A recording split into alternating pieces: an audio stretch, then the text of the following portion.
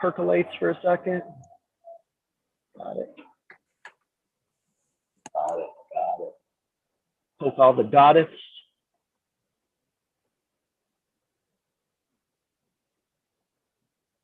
Okay. Oopsies, I forgot to do that. All right. Okay, that's all right.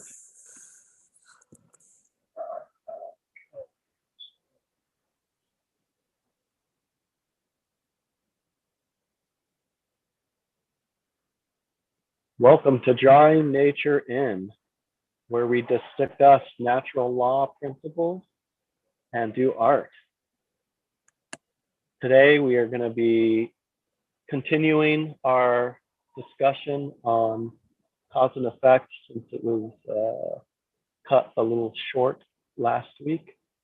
And we will also probably go into a little bit of gender, since that's the next topic at hand. So without further ado, we will go into our meditation here. Joanna, did you want to lead that today, or? Sure, I'll be happy to lead it. Okay, let's see. All right. Woody in his idyllic setting. I'm out in nature today. It's lovely. It's kind of chilly though, right? You look like you're wearing. It's a little chilly today, but that's okay. It feels good. Okay. All right. So just close your eyes and come into the present. Take some deep breaths.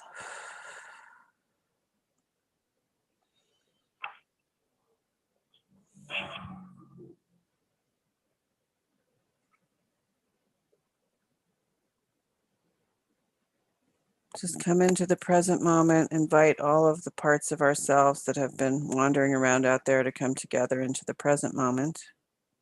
Feet on the floor.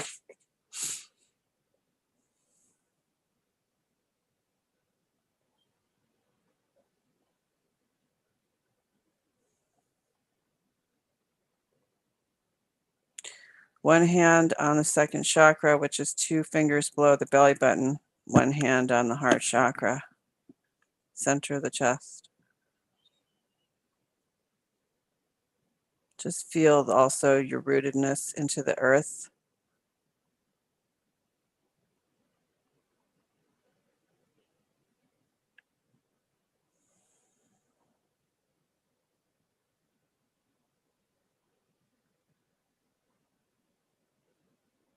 I'm just going to ask the divine creator to inspire us to channel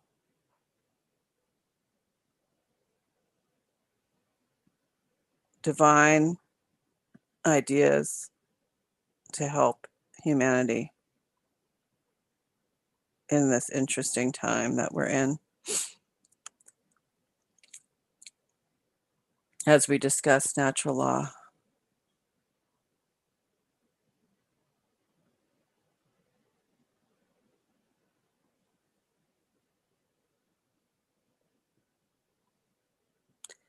And as you feel your hand on your chest, just try to bring to mind a time when you were able to feel strong love and compassion for someone or some animal or situation.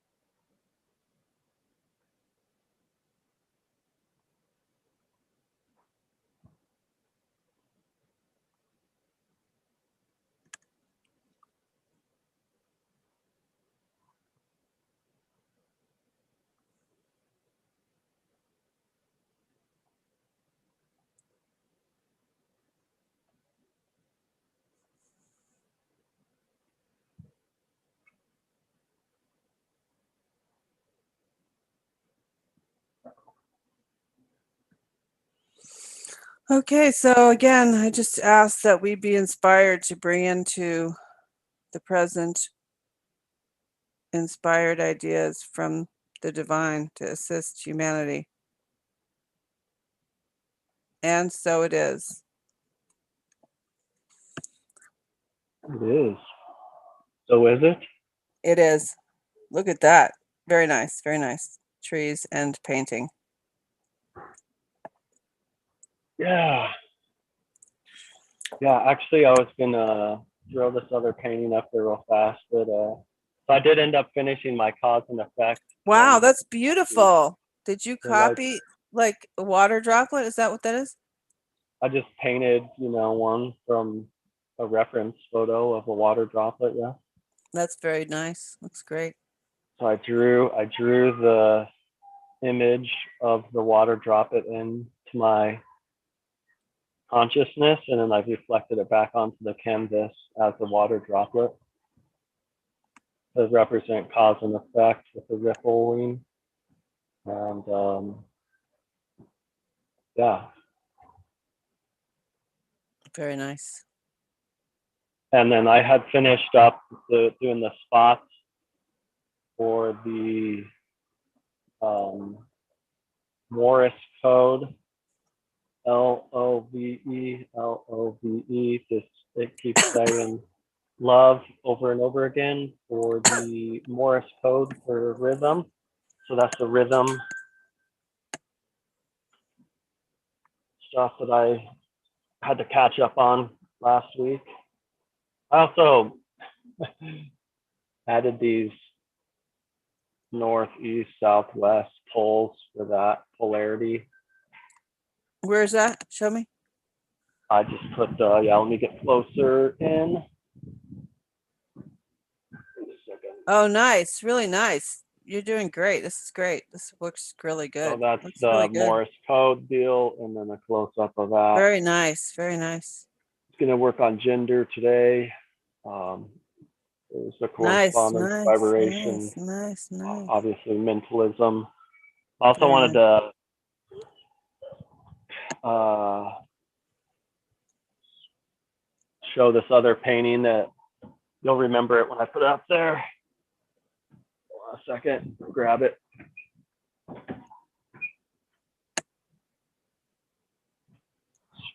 This guy here, pretty much finished now with just a couple little details that I might have to do on the crown of the master or king figure in one of the schism sides.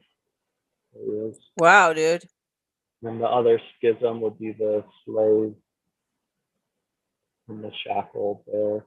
I got the puppet. I got all the figures holding hands around the illuminated light of enlightenment. And then there's a little tiny heart at the center of that. Nice.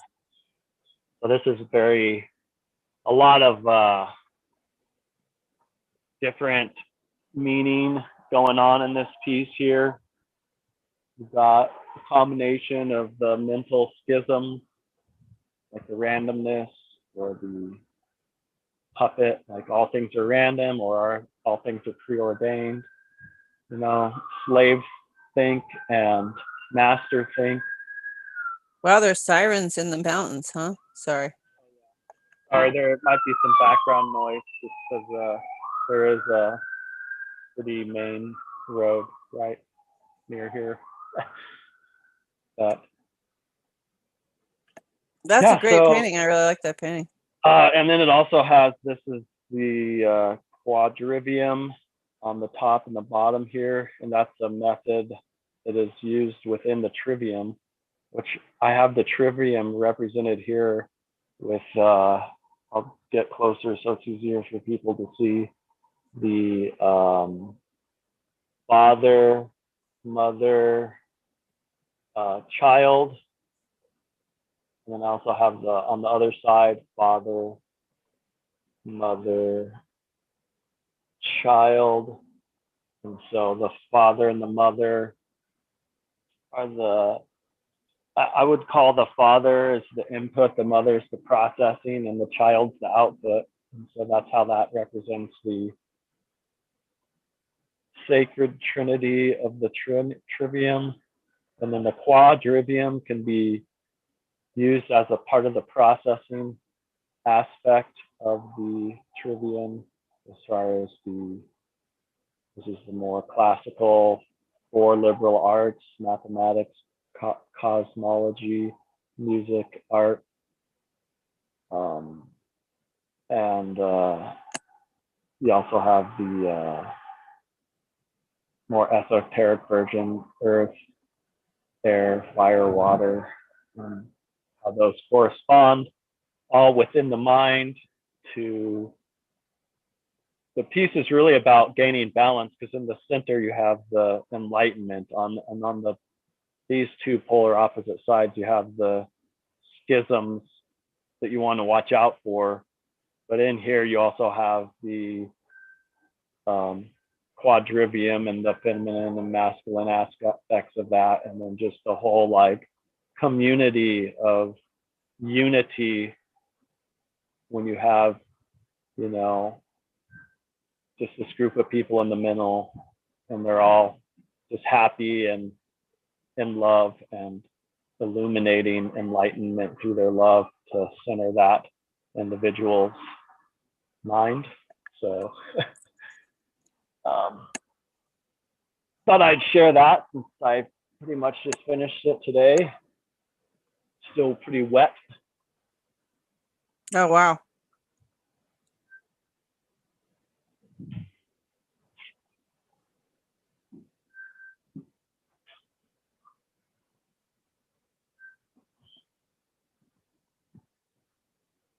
Put this back up here so I can start on this. I was considering several different ideas of how to represent gender on here. Up in this circle up here is where gender is going to be represented. And I'm wondering if I should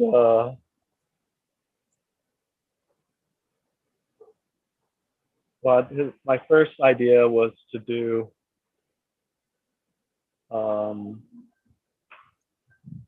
just a naked man and a naked woman. But I don't know if I'm going to do that. I was thinking about maybe simplifying that into more of like a symbol, as far as kind of like a bathroom sign would be, like just like a simple male and female figure. Then I didn't really like the bathroom, like the typical bathroom sign, because they have the dress symbolizing the female, which is the article of clothing. And to me, that's not really necessarily in line with nature. So, or I was thinking of just having like a male and female duck, because they're like, if you have the mallard, the green head, and then the females just like the browns. So I don't know. That's a good idea. Do you have an opinion? Yeah, I like that. Or that you could also do the Hindu symbol for the lingam and the yoni together, but I can't remember what it is. You'd have to look it up. Yeah. But I like the duck. I like the duck. That sounds good. You like that better than the like silhouetted male and female figure? Which is what I was leaning towards. I do like it because it's more in nature. Like it shows nature, because look at us humans right now. We're hacking off our dicks and making them into vaginas. You know what I mean? We're like really confused right now. But if we just looked at nature, we'd be like, oh, right. It's right there in nature. The duck is like a more accurate, because our humans are so confused. I shouldn't use them. Oh God, humans are like fucked up, man. So easy to Oh, you don't like your gender? then just hack off your penis and then carve it into a vagina. Yeah, no thanks. Yeah, whatever. Rock on, people. We I have don't think- like a 20% rate of your sensory maintaining your sensory apparatus when having that surgery. I don't know. What? Oh my God. I don't know. Ouch. Ouchie smouchy. I mean, Well, it's I just don't so know. horrible. Like, is that, I don't know. How does that work? Do you lose like the whole like sensational aspect of it? I don't know. I don't Strange really know. parts like that? I That'd don't be know. something to look into. I'd rather not. Thanks. Rather Right? not. I'd rather not. Thanks. I'd rather not look into it at all. I mean, it's the most Good ridiculous. idea. Yeah, I'd rather not. I'd rather say, hey, look, in nature, it's pretty clear. You don't see mallards trying to become, change their colors to brown, and the female duck trying to put on some colorful hat. I mean, you never seen a mallard giving itself a mud bath? Oh, that's true. I'm just joking. But I then they can just I rinse haven't it really. off. They could just rinse Yeah. it off right away. Yeah. Yeah, I'm no. pretty sure they avoid like rolling around in the mud because I could get stuck in it potentially. So I think that's out. Yeah, it's Calling just that out. like you just don't see. I've never seen animals in nature deciding that they were born in the wrong body. Never seen that. So I think these days it would be great if you just would use something from nature, because it's an art show, so that's going to attract the crazies. Mm-hmm. The gender binary crowd.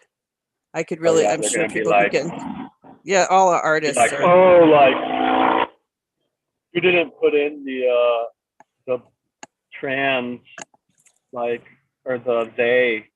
Like I'd have to do 3 symbols, right? Like a they, a male, and a female, and then hopefully Right. Yeah. I mean, wouldn't that's make the anyone thing. Like, mad. you don't see that in nature. You don't see anything like that. I mean, yes, now and again, you do see like a hermaphroditic anomaly in nature, but it's random. It's not like a. That's like different. So that's like a different whole. Yeah, that's not what we're dealing with here. I mean, Yeah, everything. that's I a mean, whole because different subject. if you take this trans thing and use it as a symbol for gender, it would basically be saying that your male side is the receptive side and your female side is the aggressive side, or you'd be saying that they're just glommed together and there is no separation. And that you have a choice about that. And that's just ridiculous. It's just absolutely incorrect when it comes to nature, because in every natural creation, there is both male and female. But that doesn't mean that it's just like they're homogenized. No. What it means is when they do come together and homogenize, that's when you have creation, the act of creation, and you have a child is born, like, 9 months later. Right, but the trans community is now saying that men can have children. Oh, they're only men who were once women, who still have a womb. That is just. It's just confusing. Insane. That's confusing. So that's what I'm saying. Like, I think I like the mallard brown duck thing. Sounds good. Noted. Personal. Sounds like we've made our decision here. That's just I mean, or just avoid it altogether. I mean, I get it. I think that's a good idea. You could avoid it altogether using the Hindi symbology or something like that, but I just think, it's a pretty crazy. Today I felt like I was walking around today. I felt like everything's just falling apart in slow motion, like a huge slow-mo explosion. Mm-hmm. I don't know why. particularly today, but it's felt weird. That can happen. What are you working on today? Well, I don't know what to do because everything's pretty much done. I could varnish travel. You could work on something new Oh, too. oh no, I can't. New. I mean, I just have no. I have no. Yeah, I don't know. I did a sketch today in my sketchbook, but no, I'm not in a place where I can do anything new because I'm still finishing this stuff up. You know what I mean? You know what I Yeah, I mean? know. Like I'm just Yeah, I know what you mean. It's not like mentally. fully. There hasn't been full closure on that project. Yeah, no, it's not quite. No. And now, now I have to do a book. Jeff wants me to take that web page and make it into a book to hang on the wall. And he also wants, and we decided I'm gonna have QR codes, but I can't do that, while we're doing this. So that's where it's at now. So I could basically go over, and make sure all the frames because these are all found objects. So they're all got some dirt on them, Right. I could go over that and try to clean them up a little bit, but I might not even bother too much because that's how they were found. And I didn't really, being that I'm not patient, I didn't prepare them. So yeah, that's basically where I'm just kind of sitting here. I'm going to varnish this piece. So I could put another coat of Liquitex varnish on some of these pieces. What the heck is that? So yeah, that's basically my shtick here today. Nice. So yeah. Just going back to cause and effect. Last week I had to get off here quickly because my partner and I were having a huge fight, and so the cause had started and the effect was imploded while I was on this call. So I couldn't concentrate for another second. And it was just amazing, it's just amazing how you just, you know what I mean? You just can't say, oh, I'm sorry, I have to wait a couple hours. No way. Couldn't be done. So, but it worked. We worked it out. So, yeah, that was crazy. Yeah, I know how that goes though. I mean, sometimes with that, it's kind of,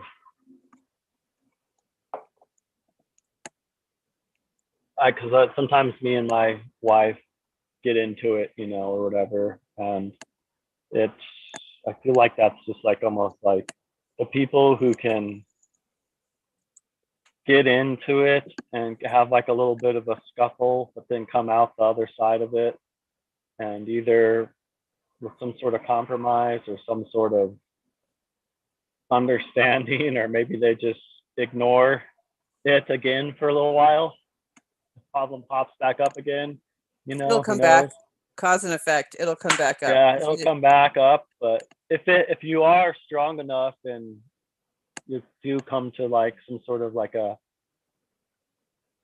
compromise on both sides, or maybe depending on what it is, or an agreement, then it won't come back up necessarily as likely. And it's kind of like the people who are strong enough to make it through those arguments are the ones that stay together, and the ones that aren't strong enough to make it through those arguments move on. Yeah, well, it was such a stupid thing. It was really stupid. Basically, what happened was, I'll just tell the whole story. I don't really care. What happened was that the night before, when I got home from what I was doing, I was kind of out of my body. Like I wasn't really fully present because I had had such a good time. And I also wasn't, I wasn't really fully grounded. Mhm. And it was late when I came home. And somehow or another, I pissed Kurt off. Like it pissed him off somehow, whatever. And I didn't notice. And then he got mad about something, and then he baited me. He threw out the bait, and I wasn't grounded, so I took the bait. I didn't recognize what was happening and go, oh, and leave the room. I took the bait, and then I made a big, I just, went off. I went off. I So took the bait. he He poked threw a button. Yeah, You he took the bait.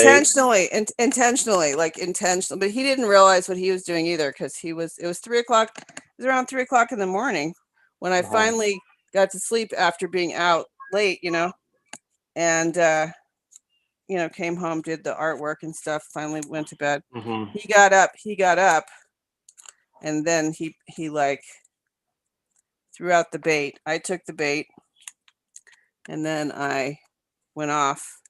And then I escalated it like so bad. I truly escalated it. And then it just hung there in the air all day, right? Then Right. then we got on the call, and then he came home and he was in his state, of FU from the night before. And so that was the effect of the cause. It was just imploding right there. And I had to straighten it out, because it was so ridiculous. It was like about nothing. It was really about nothing. Mhm. And but the cause of it is that I have to figure out a way to be grounded all the time, which I don't know, since I have no earth in my chart. It's going to be interesting, but I do have to, otherwise these things will continue to happen. Mhm. So that's my, my cause there. He has his cause, right, in the fact that he threw out the bait, but that's not I can't make him stop doing that. He's gonna have to come to that on his own, that he doesn't want to keep doing that. But so what I can do is to not take the bait when it's thrown out. Right. So yeah, that was my task. And yeah, it was a horrible eating crow experience. And we got through it. Like you got through it, and now you had some, relationship maintenance, I call it sometimes. Yeah, which it is just kind of was gross, but I guess that's super gross, man. Just super, super gross. Yeah. Yep, it was vile. It's truly. But if you think about it, if you change the oil on your car, that can get pretty gross too. Right. And if you don't change, see, we haven't had If you don't do that, things can break down even worse. Yeah. So Oh yeah. that's why it's the engine necessary can to do seize that up. maintenance every once in a while. Yeah, you can have how that happens. Your whole engine would seize up if you don't do it. Right. So that's basically what we were dealing with.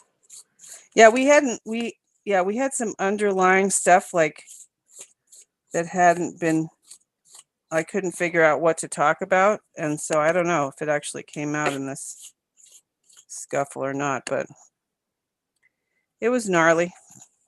That happens. Yep. So I don't like it when it happens, but it's a thing that happens.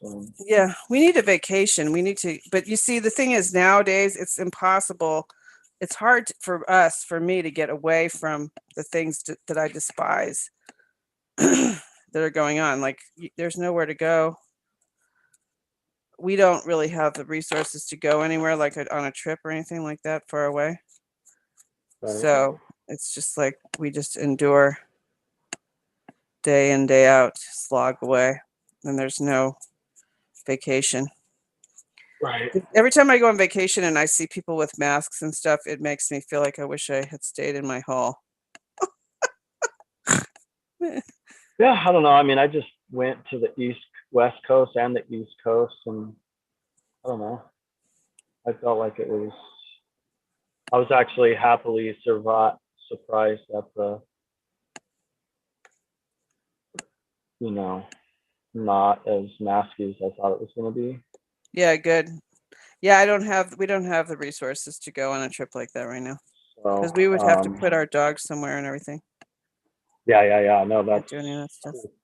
that's I remember that back when I used to have a dog. Oh yeah, right. You just had a dog. Yeah, I was usually mom or mother-in-law gotta take care of the dog. That usually when that happened. Oh, that's good. Yeah, we don't have anybody to take care of the dogs. And the dogs aren't jabbed. They're unjabbed dogs, so they won't be welcomed in any like places, you know? Oh yeah, you have to get their immunization Yeah, if fuck you that wanted them to noise. go to the dog, whatever you call it. Daycare. The dog Mhm. care. Yeah, no, they're not. Dog prison. Dog prison. Yeah. Yeah, they're unjabbed, these dogs. So they can't go.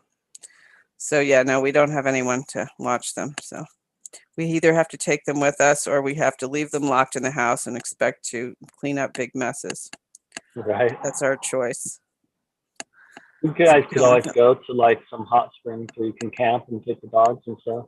Oh yeah, we can do that. But right now, see, to me, the thing is, I would want to go to the hot springs. It's too hot to go to the hot springs right now. Oh, that's true. So, That's true. so yeah, we're just enduring, enduring. We didn't even get to go on a little vacation. We were going to go to Wyoming after Labor Day weekend, but then we realized that we have our class starting with Mark. Mm-hmm. So then Kurt doesn't want to drive all the way up there just to turn around and come right back. So we're gonna have to figure out a different time when we can go, like during the week or something. Right. But we don't know when now. So we just have to endure. So it's weird. Yep. So anyway, cause and effect. That was a cause, and the effect of the cause is basically what I'm saying is we need to be able to, like, you know, keep the love going during normal daily things and not have to only have it be relegated to vacation or something. It's very difficult.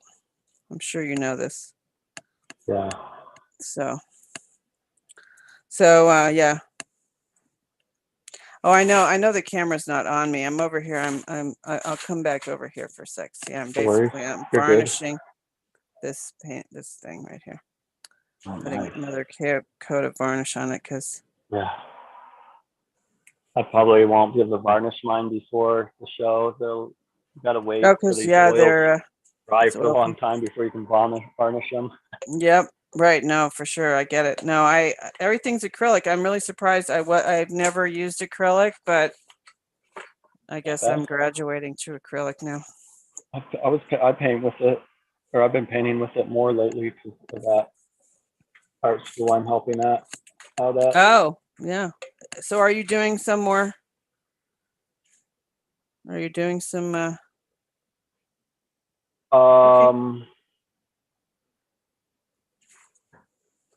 yeah, I did a while.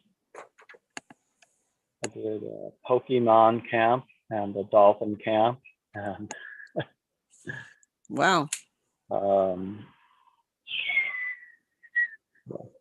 We did a thing. There was a parade downtown last week, and I did like this, set up this art trading card, like free offer with people to start fill a survey out. We had a couple people come to that, and that was fun. You got to do whatever you want, kind of thing. Yeah. Cool. Yeah. Just, nothing too crazy. pretty simple, just like paintings. You rip out like a whole 16 by 20 painting in like an hour and a half or 2 hours. Wow. Yeah.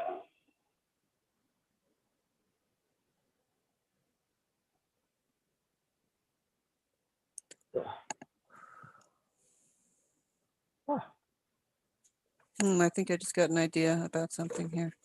Let me just look at this for a second. Ideas are good. Well, see, I've got this piece here. This is this piece right here for the show. Let's see if I can see that. And when I glued the painting, the drawing down, of course, it got creases because I never can figure out how to not do that. Some of the creases are very intense, and so I'm trying. I want to make them look like they're supposed to be there, you know. So I was just thinking I could make branches over it, but I have to think about that longer because that's going to totally change the. Mm-hmm. I might just leave it there. People just have to deal with it. Yeah, I'm just, you know, I'm in that stage of trying to perfect everything, but it's not going to be perfect. That's all. This periods, they're not perfect. That's it. Boom. I am so not perfect. Perfection's overrated. Well, you know those artists who do that. What's it? Visionary. What's it called? Surrealism. And the paintings are so perfect. Right. Yeah. I'm not one of those people. I mean, I admire that work so much, but I'm just not. I'm not that. I'm not like that. Not you. Nope. It's not Joanna. No, I'm more like a whirling dervish. Yeah. What's wrong with that? With like a paint can in her hand. Whoops! And it flew to the right. It flew to the left. Oh, let's make it look good. Yeah. So I don't know. It's more fun that way, isn't it? Yeah, I guess so. I don't know. I just never could do the glazing thing, you know, where you glaze it and then you have to wait out, you know, days and days for the thing to dry and then you put another glaze on it. Hell no. Yeah. I'm just like, yeah, whatever. I'm like, hell no. That was annoying. That's what's nice about acrylics. It dries fast. Or you can take a hair dryer and speed dry it. Oh, that's a good idea. I never thought of that. Yeah, that's. No, I'm doing yeah, yeah. I just have never used acrylic before. But it turned out, I don't know why. Probably because of the time issue. And because I still haven't gotten my paint from your mom's house. I'm going to be up there tomorrow, though I could actually, if anybody's going to be around, I could go get it. I'm going to do a job interview up there.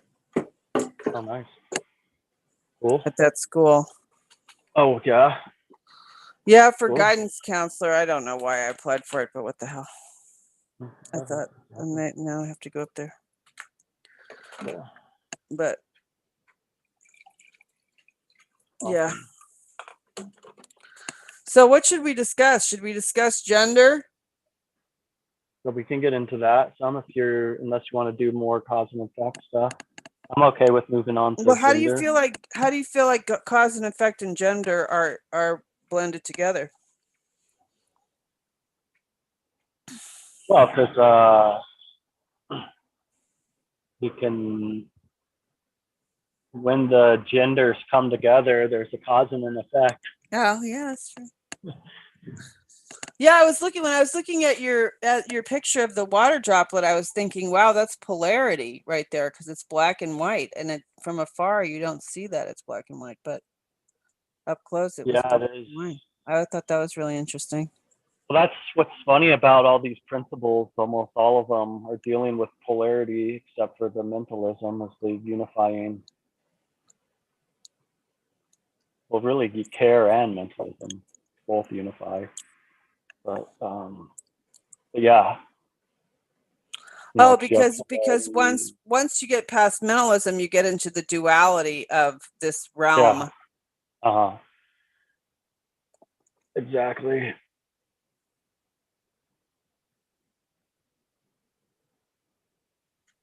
So yeah. So that's pretty interesting, actually. Yeah.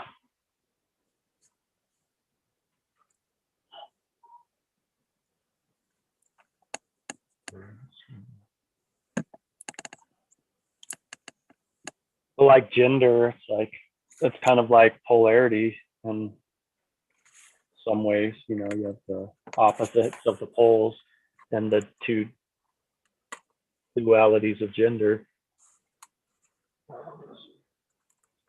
Let's pull this up.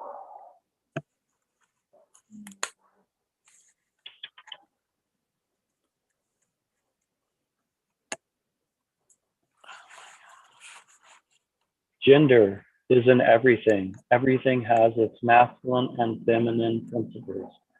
Gender manifests on all planets.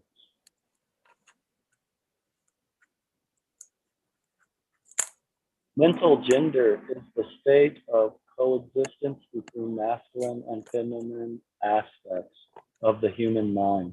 Our left brain hemisphere largely facilitates the masculine aspect of the mind, or intellect, logic, analytical, and linear thought processes, while the right brain hemisphere largely facilitates the feminine aspect, or intuition, creative, compassion, and holistic thought process.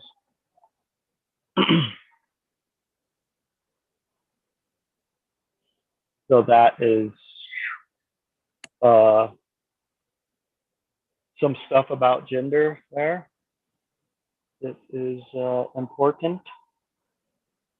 I did that painting a while back that had the left and the right brain, and I had some of that stuff in there on that. And even the painting I was showing you guys before has the gender, because on the master side of it, I have the masculine left, and on the right, the feminine. And, so I have that painting is broken down and with the feminine and the masculine on the right. And I look at shape as like the pointier, more squared shapes as masculine, and the more circular shapes as feminine. And that painting we were looking at the beginning of our presentation today was the geometries and the sections within that head are corresponding to the pointier, straighter geometry mixed into the right, where it's all circular geometry. So, and in the center, it's both of them mixed together. You have the circular and the straight line geometry perfectly nested within inside of each other. So it'll be fun way. There's a lot of different ways you can talk about that. I mean, but it's a very important law in nature. Even plants have gender. You have male plants and female plants. The bees fly around and the air blows around and helps pollinate the, plants, basically plant sex when they pollinate each other. Which is interesting that is that requires the air, or the wind and a whole different species in order for that process to happen in the plant kingdom, which is interesting.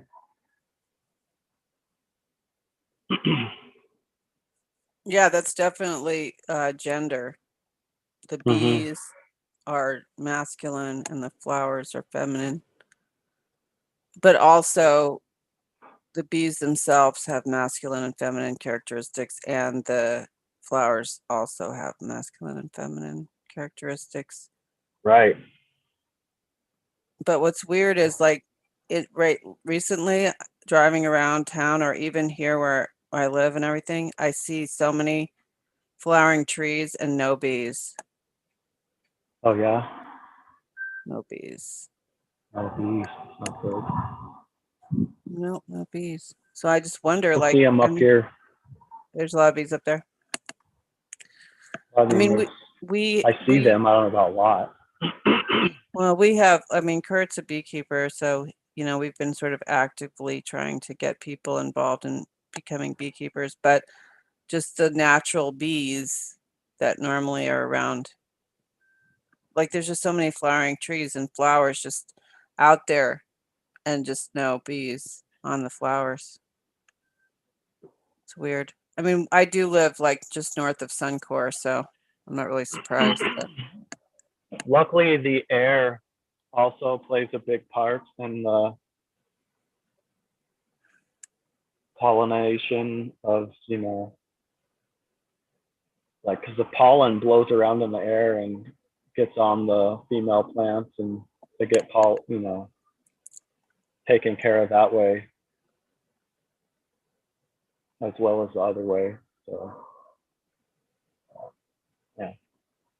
So I mean, I'm not downplaying the importance of oh bees by no, any means. no, But no, I'm no, just no, saying, like, it's not only the bees that are cross-pollinating things, I guess is no, my no, point. no. Yeah, no. It's just the situation here right now. I mean, I've just noticed since around here lately, no birds and no bees, hardly.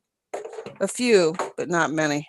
Not like it used to be. Like we used to have a bird feeder that had a constant amount of birds on it, and now it's gone. They don't even come to our no Need bird, to, no birds. yeah, we need to redo, or I need to put more stuff in our hummingbird feeder out here.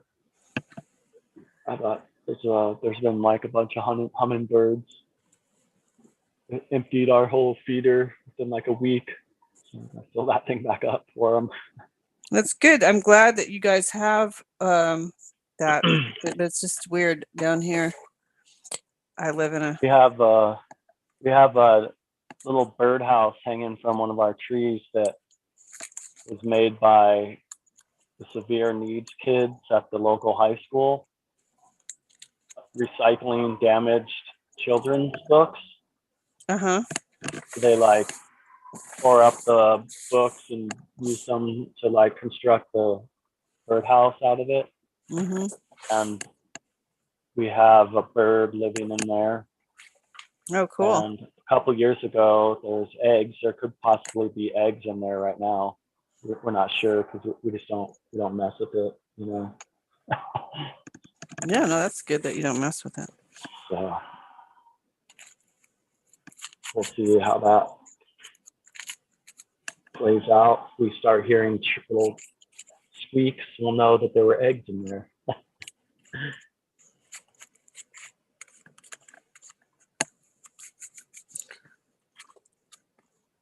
Yeah, I wish I had something I could say more about this gender situation here that's going on. I don't really know what's going on with the children. I hear little things, snippets here and there, and I cannot believe what I'm hearing. And I just tune it out. So I don't really know what's going on, but I think to me it sounds like very satanic. I think And there's, yeah, go ahead. Continue. no, it just reminds me of what Mark talked about in the the satanic masculine and feminine thing when he talks about how they want us to be Unholy confused. feminine. Yeah, they want us to be confused, and this is part of their getting us confused, because when we're confused and homogenized, we are easier to control. Mm-hmm. And but yeah, this is like so extreme. Like I can't even imagine. Like it would never have gone over when I was a kid in a million years for them to be getting away with this gender craziness. Like I watched this video of this girl who is 23, and she bought into it for a while, and now she's out of it. Mm-hmm. And she was saying like how dangerous it is, because she said, all teenagers go through, which is true, not feeling comfortable, but that doesn't mean that they are in the wrong body. It just That's means right. that you go through it because your body is changing. And just the It's fact that the teachers are like supporting this crap that's messed up. is so crazy. I think that there's a, there's the satanic inversion aspect of it, where if you take something and change it into the opposite of what it was, they really like that. But there's also the population control agenda side of things, where you have, if you have more homosexual or whatever, then you have less likelihood of the population expanding as quickly. So there's that. I think there's an agenda there to encourage these more or whatever, these Abnormalities. schisms, I would call them. They're encouraging some of these schisms because, like that piece I was showing you earlier, illustrates that when your mind is centered, then you're not falling for either any schism. But when you're further on one side or the other of a schism, there tends to be more fear there, and there's more of an imbalance just psychologically. And so when there is a higher psychological imbalance, you're less likely to trust your own free will decision making process. So then you're more likely to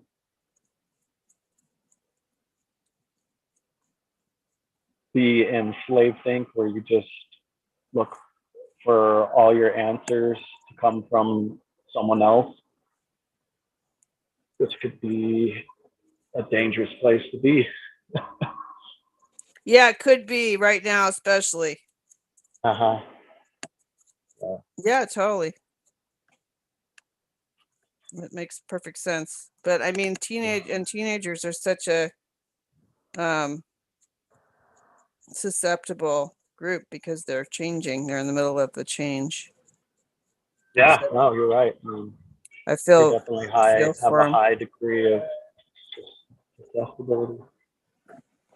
I feel for the whole situation. It just seems so ridiculous to me. And just like, you know, I don't know. I would hate to be a parent and be like in the system where I thought my child had to go to school and then had to have have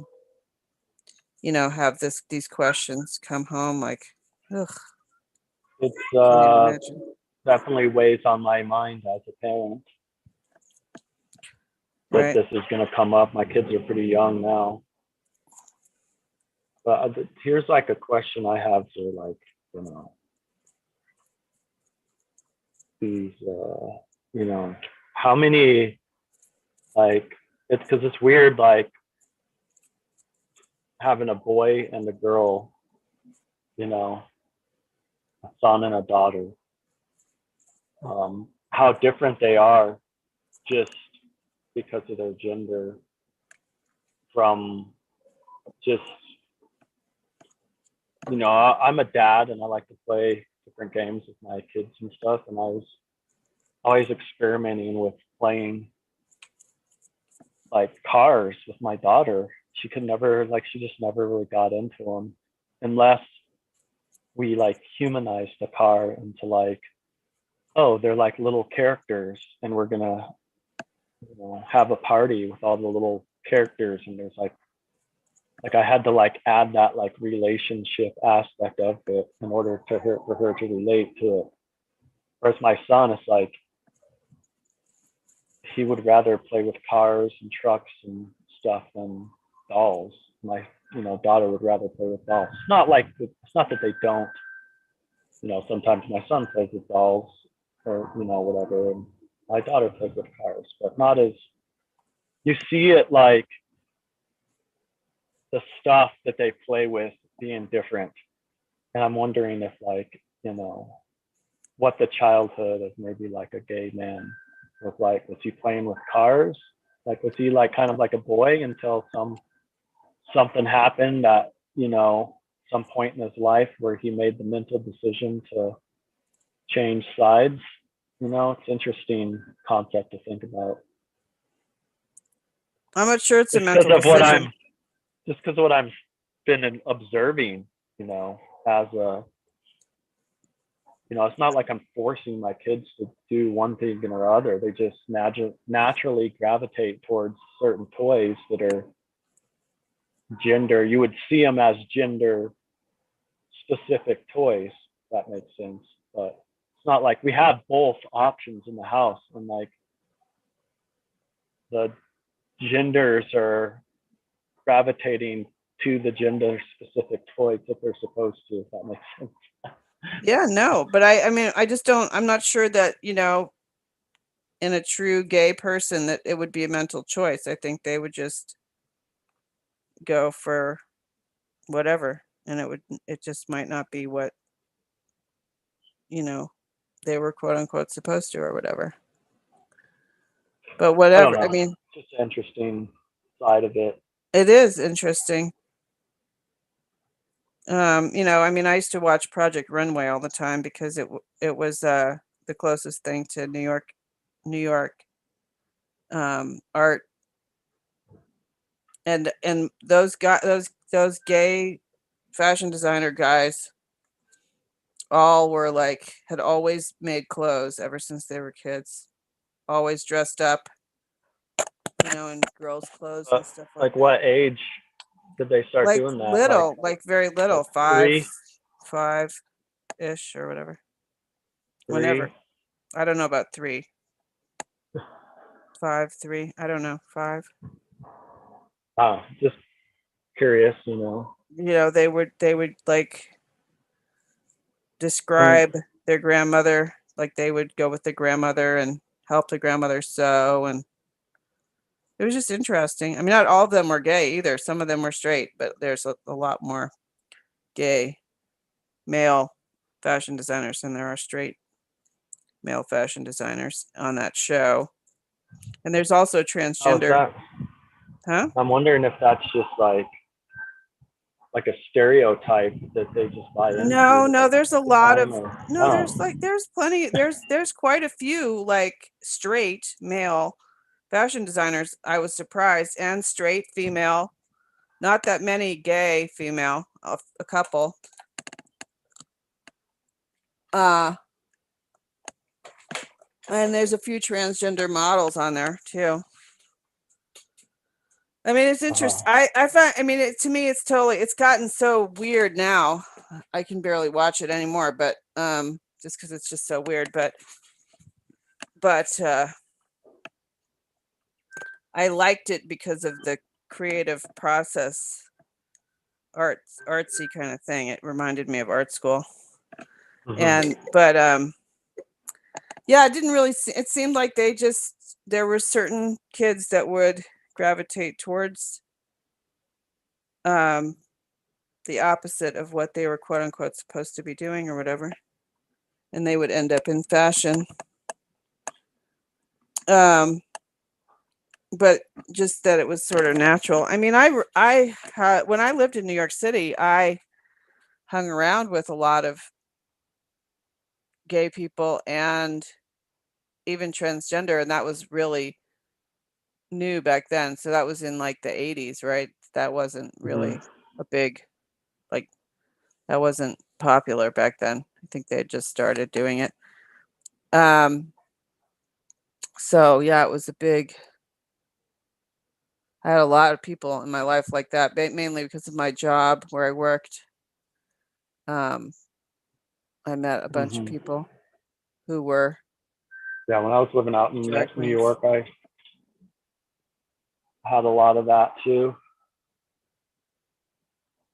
But And yeah, I not mean, that like what toys you play with really matters anyways, but I'm just like, I don't know. I just I just find it interesting. It is interesting for sure. I mean, I'm completely out of that scene now, but at the time I was totally, you know, Uh-huh. doing stuff like that all the time, constantly. I don't know, it has to do with the art scene too for some reason, like, There tends to be a lot of homosexual artists. well, just a lot of experimentation in For that sure, yeah. in the art scene, in the art, because I mean the artists get um there's a lot of crazy people who are artists, like just really off in full flight from reality people. Uh-huh. And then there's, and who knows why that is. I mean, I don't know about that, why that is, except that, I mean, a lot of times I guess kids who don't fit in, maybe because they're coming from um dysfunctional homes or whatever, become artists because of their sensitivity or whatever. That's my experience pretty much. Like I think I have a natural tendency towards it anyway, like astrologically, but just the fact that I was raised in this bizarre situation, I just escaped into something. Like escaped out of my situation and into being an artist. And so, but I was definitely demented.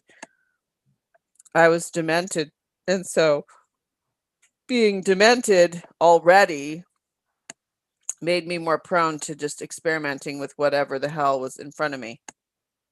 Right. And when you're in New York City, there's a lot in front of you. There's a Yeah, lot it is. that you would not run into anywhere else. Yeah, for sure. In Yeah, New no, York I know. City. I've In New been York City. there. I know what that's like. It's a I've crazy experienced place. that. I was protected. I felt like, I mean, I did some crazy shit. Like I got into some like drunken brawls on the subway at 3 o'clock in the morning, and I never got in trouble. Like somehow, like I never got mugged or, well, I could have though, because I was whacked, you know?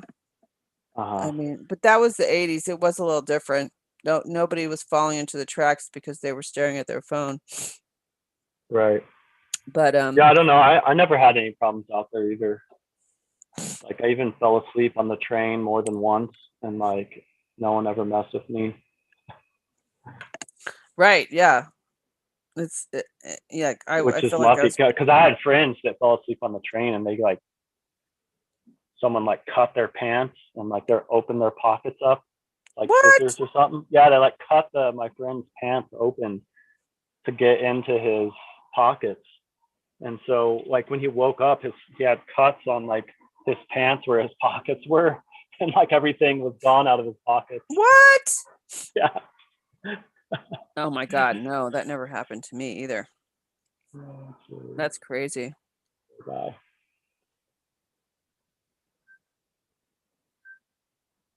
Yeah, no, that I got lucky, I guess. But I mean, Or you have an angel protecting you. yeah, I or I get it. just like maybe it's just because of my just good nature towards others and stuff, you know. Just the universe sees that and protects me, kind of like maybe a little bit. I don't know, Right. Yeah. because it recognizes you're a good-natured person, Right. not not Yeah. out Like, to like cheat and cheat people, you know. right. Yeah. I truly believe that, I mean, I've had so many experiences like that where, um, Like I'm in line with natural law or something, so in a way that protects me, keeps me in, you know, in the right place at the right time, if that makes sense. oh yeah. Yeah, totally. Absolutely. The piano falls after you've walked by. Right. The piano. Yeah. I mean, yeah, basically that's kind of my, um,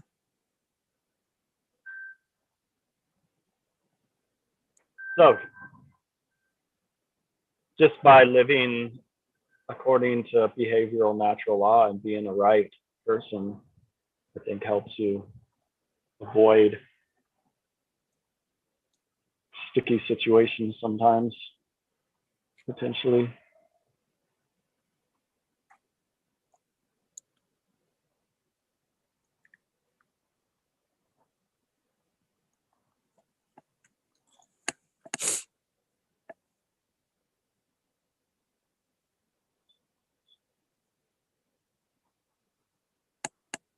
I'm just trying to think, what could I do now?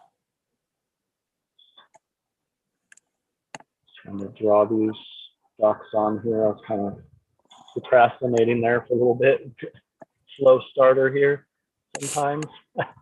Oh, for sure. 1, 2, 1, 2, 3. 1, 2, 3, 4, 5. Where's the sixth one? Oh, 6. Okay. 1, 2, 3. 1, 2, 3, 4, 5, 6. Okay. 1, 2, 3, 4, 5. Where's the sixth one?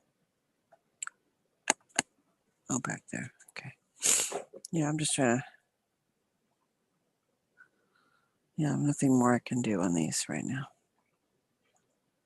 I varnished 2 of them, but that's about. I mean, I keep seeing things I could do to them, but I'm just not going to get into it. I'm just not. I'm done. I'm done with them. How that goes. You're just like, oh, I could do that. Oh, I could punch that out a little bit more. Yeah, but I'm not gonna. It's I'm done. I'm not doing that. No. Like, ooh, forgot to paint that in. Well, if that was the case, I would do something about it. But Right. no, Yeah, like, I'm at the oh. point where I'm going to make QR codes and stuff like that, and I can't do that. I'm going to do that later. I'm going to make QR codes. Go to your website thing.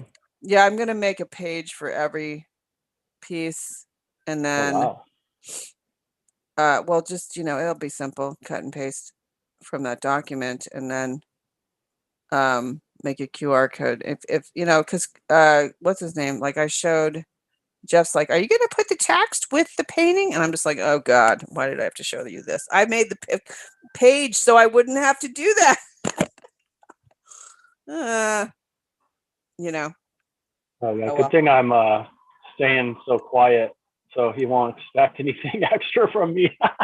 Yeah, right. No, it's a good thing. I mean, this all came about because I posted that on Autonomy, and then Tim was like, well, how much are they? How come the prices aren't on there? So I had to just blammo the prices on there.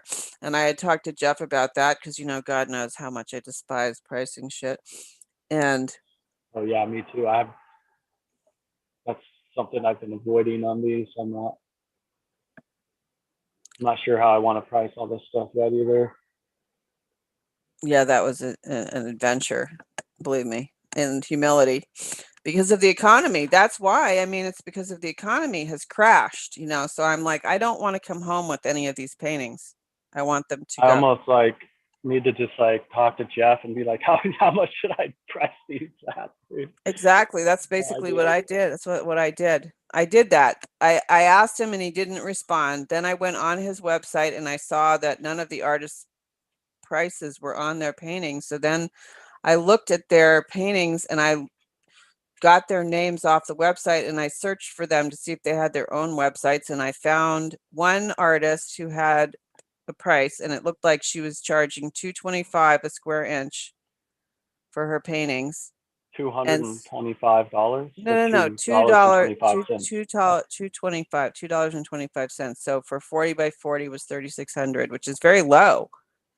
Mm-hmm. And I was like, oh God.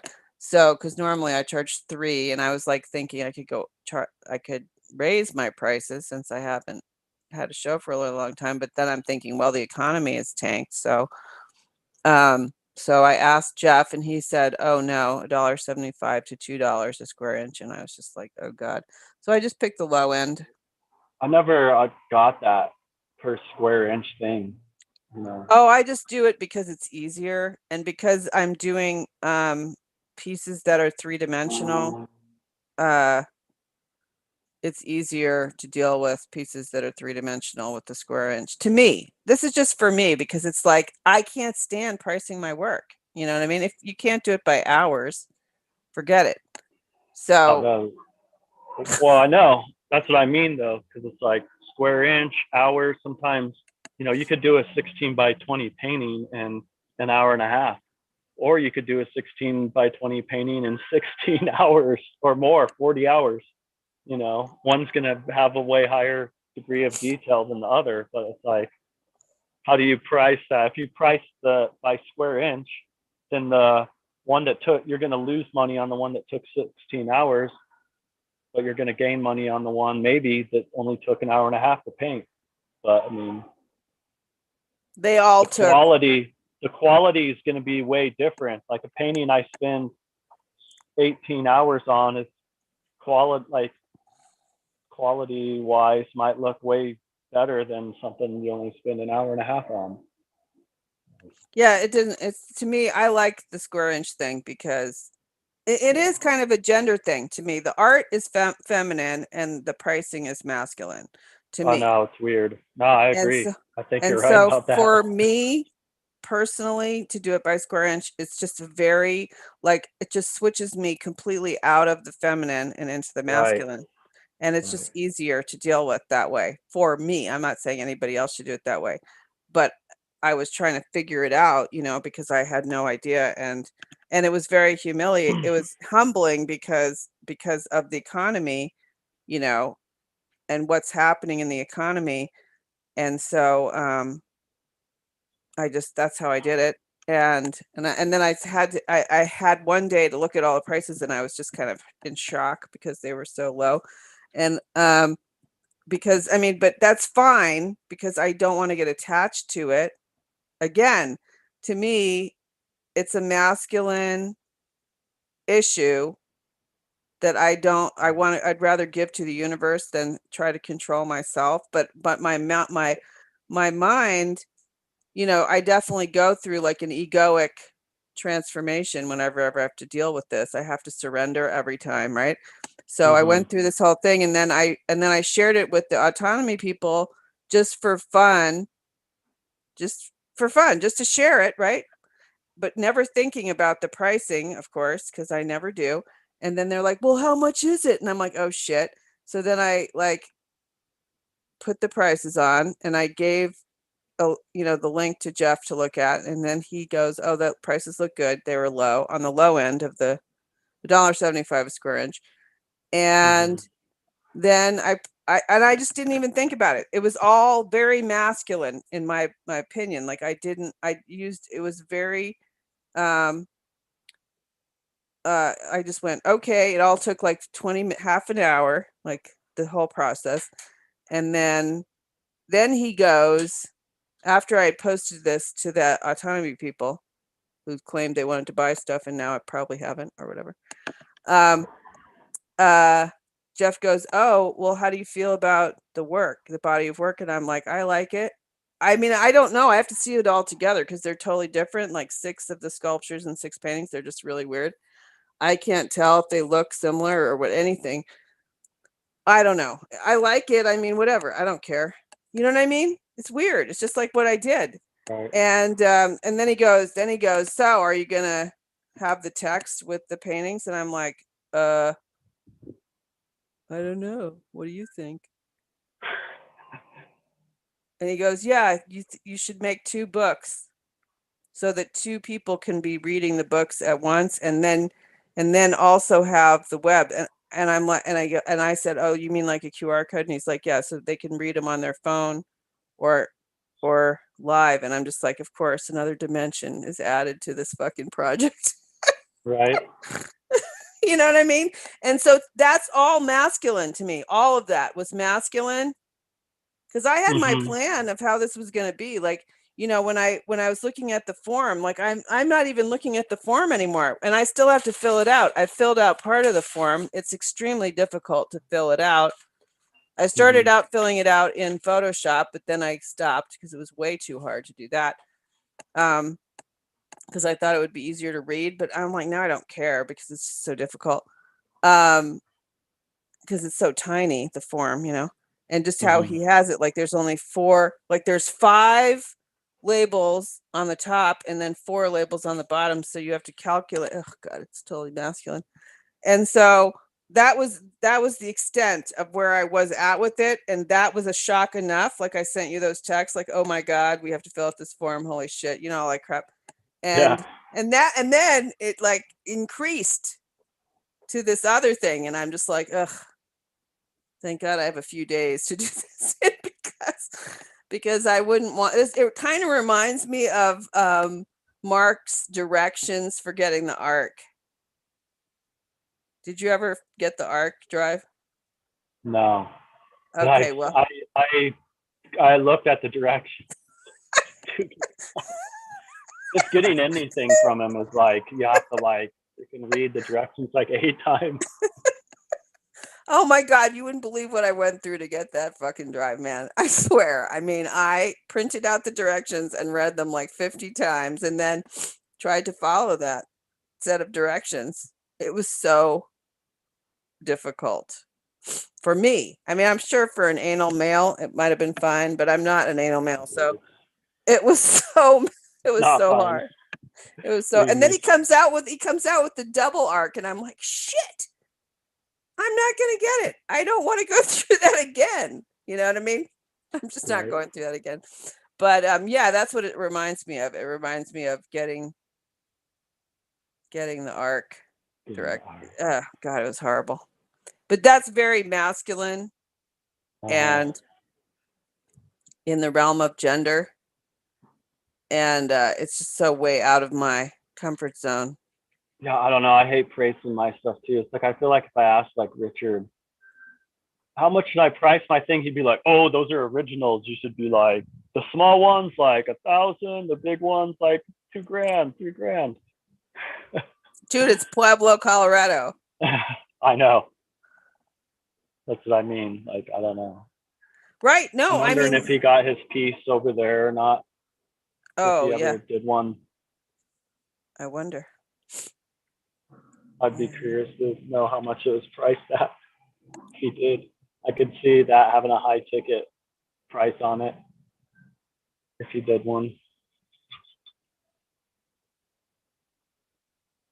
Right. I hate pricing artwork. It just, to me, it's like priceless. So how can you put a price on it? Right. Right. I mean, I tried that one time. I did an art show where I did it for donation, free or by donation, and nothing. They couldn't handle it. Right. But it's weird because it's almost like a prison in a way, because you put the price up, right? The person looks at the artwork and then they look at the price and then they are now looking at the piece through the price. Right. Yeah. Which is not a good way to be looking at. It sucks. It totally sucks. I know. I have not ever figured out how to deal with it. I've tried so many different ways to deal with that, and it just, there's nothing. I've not solved the problem. So I've just gone back to just pricing it. And that's why I just went through that whole process with Jeff that way. I was just like, fuck it. I'll just do this. I did have a bunch of emotions about it while I was going through it. And I was like, nope, no emotions allowed. We're in this process right now and we're just going to get through it. I had made a spreadsheet the day before, which was the beginning of my masculine, where I was calculating, and I subtracted the 40%. I was like, oh my God, 40%, holy crap. And so I showed myself like how much that was, and it really freaked me out. Right. And yeah, went through all kinds of tribulations over this. And now I don't care. I don't care. I just don't care. It's like I created this work. Sometimes I think of it as priceless, as in it's like really should be really like expensive, or priceless as in it should be free, or I don't know, just weird. Oh yeah, no, it just doesn't fit into the system at all, is what it is. Yeah, that's what I mean about it being priceless. Like you can't, it's hard to put a price on because it shouldn't have a price put on it to begin with. Right, but then how do you exchange it? I don't know. Well, I mean, you do, or I mean, how do people get it then? If you, I mean, that's how I feel Look at like you it. just That's how that. Oh, they people look just at look. it and they got it. Oh, they look at it and they got it. Well, I mean, do they get to take it home? Who gets to take it home? Everyone. I don't know. No one. No one Well, gets where to does take it it go? home. Well, where does the original go? Do you then have to take it home to your house and stack it with all the other artwork? I don't know. It's weird. I know. I get it. I mean, that's why I feel like it should only be created for someone as a gift. Yeah, like art should just be shared. But I don't know. It's weird. What should we burn it in a I don't pyre know. at the end of the gallery show, like have a big burning pyre and burn it all? Yeah. Yeah, I mean maybe so. Like just like the Tibetan sand paintings. There should be a way to Mhm. destroy it at the end. Mhm. Yeah. I don't know. How to. It's just weird to me. I'm kind of down with that, because that would make sense to me with my experience with the African art that was at that place that I worked at. Uh-huh. Because it wasn't actually art, it was they were actually spiritual It was like tulpas, a ritual. well, yeah, they It was came a out of a ritual. ritual, and so what happened with the energy was that if when all of it was crammed into their basement, right? And when you went in the basement, I would pray my ass off for protection when I would go down there because the energy was so weird down there because they were all these different from all these different tribes, um, from all these different rituals stacked together with little price tags on them now in the market, right? And that's not what they were created for. And so it Mhm. was just very strange. And uh they should have been burned. They should never have been sold. It just was Yeah. I don't know. the weirdest situation. And I really feel like I was removed from that situation by the car accident on purpose. I mean, there was other reasons for the car accident, but it removed me from that situation. And I believed that I was not supposed to be in that situation because the energies were so crazy. Mhm. But that it's Yeah. the same thing because I don't think it was supposed to be for sale. Quote unquote artwork. Yeah. I don't know. It's just a So yeah, weird. that's my dilemma. I'm having a hard time coming up with pricing and stuff. So I might have to just do what you did and do the square inch shenanigans. Yeah, that's why when I learned about square inch, but see the thing is then how do you decide what the dollar amount is that you're gonna have it be for per square inch? And that's why I just asked Jeff because of the economy, like what's going on in the economy. Did you hear about those cows that all fell over dead in Kansas? 10,000 cattle head. I Did you hear did about not hear this? about that. No. Okay, so this is where like they the cabal apparently is you know, creating food shortages. So they killed 10,000 head of cattle in a feedlot in Kansas and claimed it was global warming. But literally all the cows died in a Mhm. second. It's the most horrible video I've seen. Weird, It's just like. like a bunch of black Angus cattle all laying down dead in this feedlot. Rows and rows and rows and rows. So it's like they are, I mean, of course, everybody thinks it's global warming, right? But there's no way that all those cows could have died like that, And I mean, especially like in India where it's like so much hotter and cows are just roaming around free, and they don't Uh-huh. drop dead. Um, it's just ridiculous. But there's like they're killing off large quantities of animals to create false food shortages to drive up the prices. And I'm like, okay, well, I want to make my artwork accessible in this situation. So whatever Mhm. price it has to be at to go, I'm willing to make it. Mhm. But then you can't make it too low because then this is where I can't figure it out. It's like, well, you can't make it too low because then people won't think it's valuable. Mhm. Oh my Yeah. God, please. So weird. Oh my God. Why can't you just get it if you like it?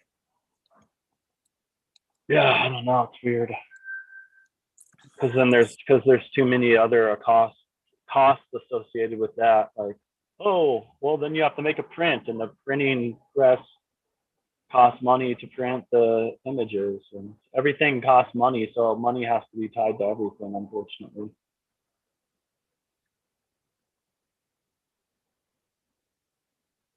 Even though that was, I think, violently imposed on us, the whole money system to begin with. That's a whole nother topic. Well, no, it's not actually. It's totally masculine. It's a masculine or It's not. master think.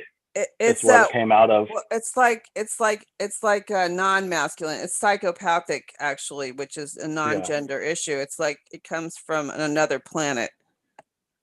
It did not exist on this planet. It was brought here and imposed upon us. Like out of control ego greed shit, man.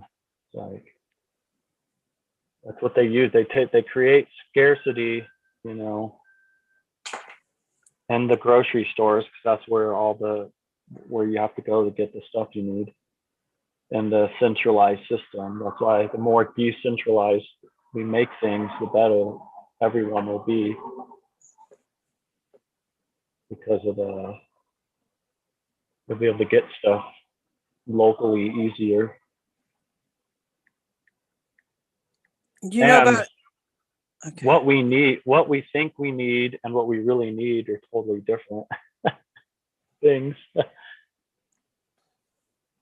So that's part of it too. Do you know about Azure standards? Huh? Azure. Have you heard of that company? Azure standards. Yes, It's a Azure company. Standard. It's a organic food producer or distributor that distributes across the country, and it's a PMA, and it's pretty good. Nice. Just telling you about it now, it just came to mind. That's pretty cool. I like Yeah, stuff like that. yeah, it's they have like drops around, like all around the metro. I'm sure they have one up there. Oh, like so where they like drop food off for you and stuff. Yeah, your box. It's like a subscription kind of thing. Yep. Well, yeah, no, you shop, you buy it, and then you but somehow they've like um hooked up with farmers all across the whole country, so they drive across the country and pick Oh, up and nice. distribute. Oh, okay. Yeah, Cool. it's good. So I mean, but apparently they lost a building full of food in Oregon, and they think it was them, that they burned down their building Hmm. because they're trying to create these food shortages. Right. But They'll blame it on Russia. oh yeah, let's blame it on Russia. That's a good idea. Sure. Uh-huh. Fuck. Oh, It's so crazy. Like, what's so crazy is how everybody in the whole world has bought into this scamdemic. I just can't even believe it. that's insane. It's incredible. Luckily, is that even the thing still? What? I thought that was Pandemic? over. The Yeah, I scamdemic? thought that was No. over. I thought that was over. Are you kidding me? You're kidding, Oh, right? just in my bubble. You're just Just in my pausing. Yeah, in just in your my bubble. bubble, it's over. Yeah, it never started in my bubble. But Right? yeah, no, we're just on pause. But apparently I heard that Denver and Jeffco are all on the orange alert right now for some reason. I noticed a lot more employees in the grocery store with masks on the other day. I was wondering what was going on with that. I would say that this is once again, this is a masculine because it's being imposed upon. I'm not trying to put males down or anything, don't worry. But in terms of like masculine and feminine gender, that this is a masculine imposition Well, upon it's us. like, yeah, it's almost like it's like the masculine is like always wants to be in control, and then the feminine's almost more of like the submissive aspect, and some representations of it, you know, Right. like the master and the slave kind of duality.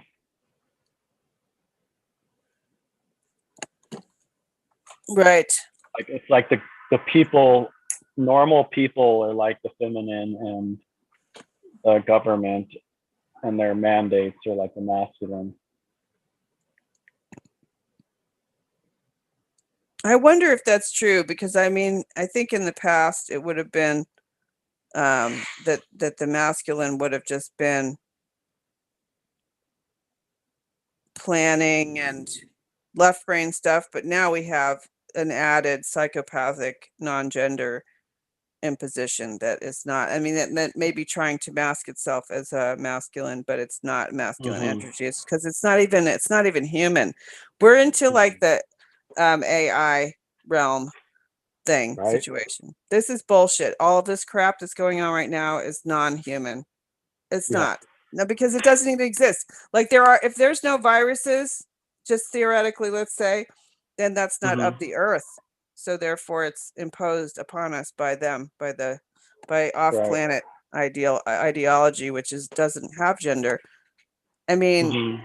but once Right. it's here on earth, it becomes genderized because we're on earth and we have these behavioral consequence laws, but it's not natural to earth. Well, I think those laws are universal, though, even off of Earth, they still exist. Maybe in our galaxy, but I'm not sure that those motherfuckers came from our galaxy, honestly. You know what I mean? They don't act as if Well, that they have natural law, that they're used to it. I mean, because why well, if would they? you're so far down that dark, it's almost like the dark side and the, you know, dark versus the light, like in the Star Wars, like using the Force, like may the Force be with you. You know, there's the dark side of the Force and the light side of the Force, and it's like you got like the Sith Lords on the dark side, and then the Jedi Master on the light side, and it's like I feel like that's part of nature, and that's part of these alleged aliens. There are dark aliens and there are light aliens. You know, there are benevolent ones and malevolent ones, and so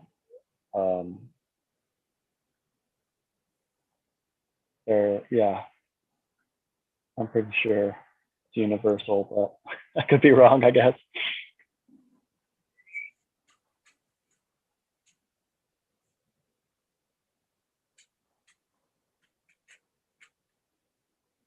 That's been my kind of understanding of a lot of it. Right, I guess so. Like the what do they call that opposite tree of life? Starts with a K. I'm not sure. I'd have to look it up. It's like the tree of life from Judaism, and then there's a dark side of it. Mm-hmm. Look it up. I can't remember how do you pronounce it? Dark.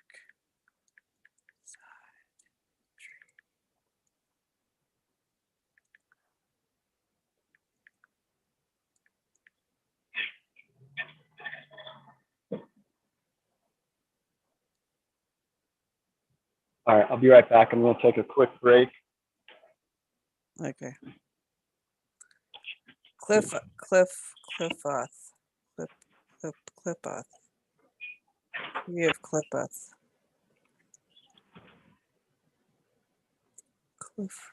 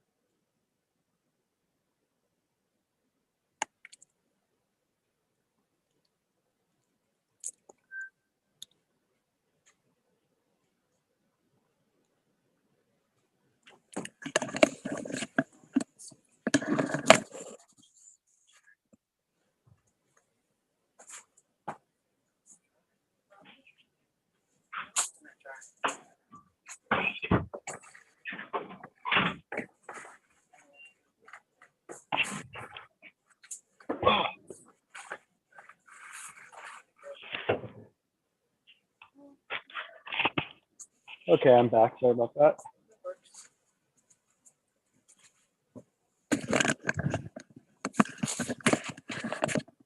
It's not bad. That looks good, actually.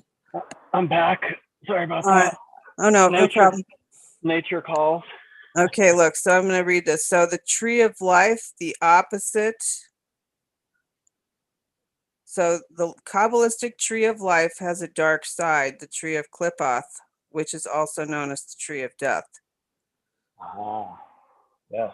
The world of shells, from the meaning peel, shell, rind, cheese, skin, cortex, crust, hull, husk. In Kabbalah, the term Klippoth refers to the inferior worlds, the inferno, hell, or the abyss. The Klippoth is so named because the souls who descend into the inferior worlds descend without the connection to their own inner divinity. Therefore, they are empty shells. Kind of like the metaverse. Right. Right. It's So, also like kind of being like devoid of spirit, you know, not even accepting the spirit exists. exactly. The mark of the So, beast kind of thing. right. So there, I mean, I don't know that there is masculine and feminine in that because you have no spirit. Right.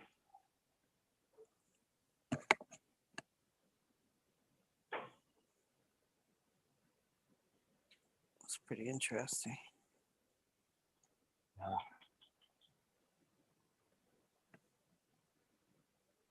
Yeah, this is kind of an interesting website I found called Illuminati Zeitgeist, the illuminated Right. teachings of Gnosis collected by Frater Akkad.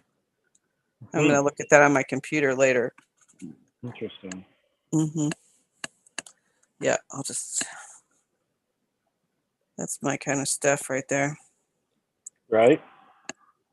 Yeah, but I'm not sure if it's, I don't know what their point of view is on it. So I'll be interested to see. But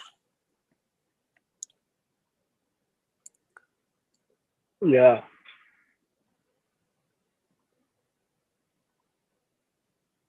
That is interesting.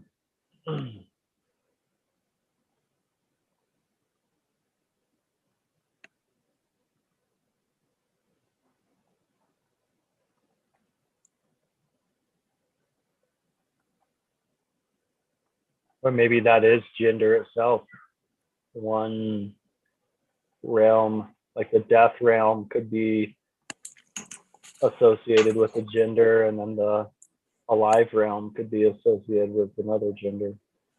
As yeah, a except I don't think so. duality, Honestly, I think they want us to believe that, but I don't think it's right? true because I believe that this is where the intellect lives, is in this death realm, but it's made up in our head, in the intellect realm, in the realm of the intellect, which I believe is probably was a That's the mistake or something. masculine.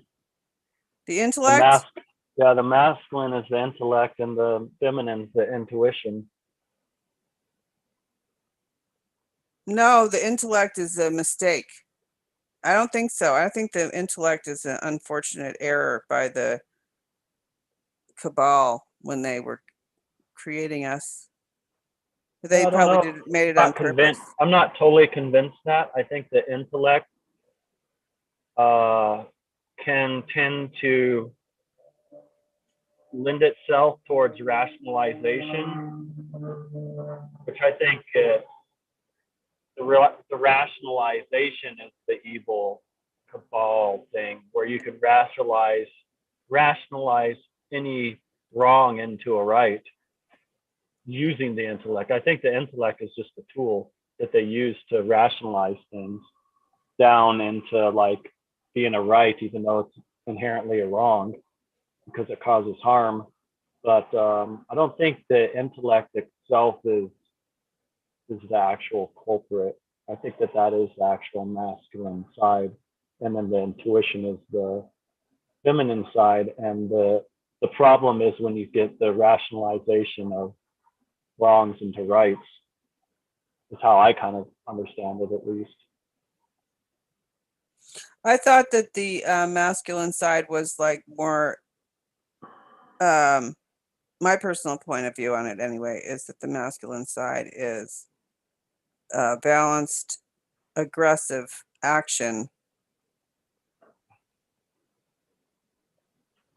It's taking action, whereas the feminine side is receptivity and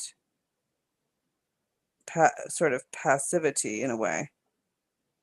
But the Yeah, intellect, those are aspects of it. in my point of view, the intellect is a brain fuck up that they probably made on purpose so they could enslave us and get to this point.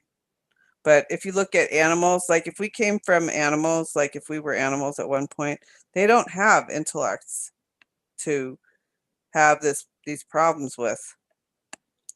I think they have intellect, you know, when they're like when you have like a deer and it's like standing on the side of the road, or maybe it's in like it's running and it's calculating its run speed with the speed of your car so that you don't hit, so it doesn't hit you. I think that there's some intellect going on there, that where it's using like linear thought to calculate that. All right, well, but it's interaction. blended. It's blended. It's not an isolated thing that you can invent a bunch of shit in. Where our intellects have been, they're not blended with reality. They've been groomed to be separated so that they can create great amounts of fear in the intellect that's not based in any kind of rational. Look at this whole thing, this fear thing.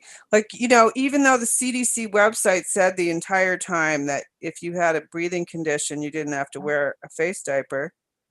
The fear factor of the intellect of the mass collective virtue signaling made everyone. Well, that's just programming, though.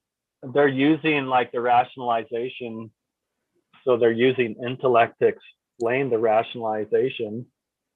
But I don't think the intellect itself is the problem. I think it's because intellect could be used to like dissipate fear as well, as in I've dug into the data and I've, you know, researched the topic, and so that usually when you go after something like that, your fear goes away because you have an understanding of the situation now, instead of just believing the schism which produces the fear.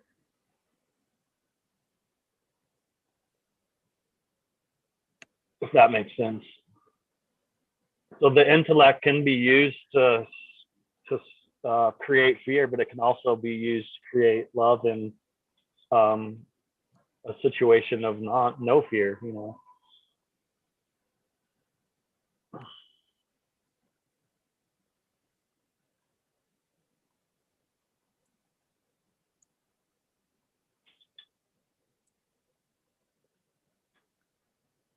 But there was a thing I read.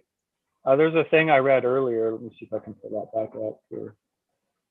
And it says, and this is straight out of the natural law seminar where it talks about gender. And it says, mental gender is the state of coexistence between masculine and feminine aspects of the human mind. Our left brain hemisphere largely facilitates the masculine aspect of the mind, or the intellect, logic, analytical, and linear thought processes, while the right brain hemisphere largely facilitates the feminine aspect, or intuition, creative, compassion, and holistic thought process.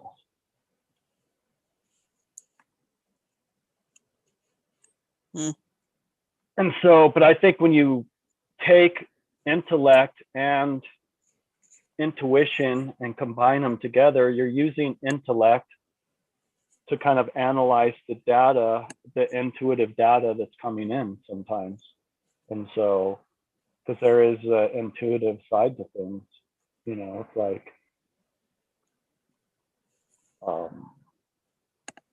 sometimes, you know, you just might have a feeling that you need to call your friend. And then like, as soon as they pick up their phone, they're like, I was just about to call you too. And that was, you know, you guys are both listening to your intuition in that situation. And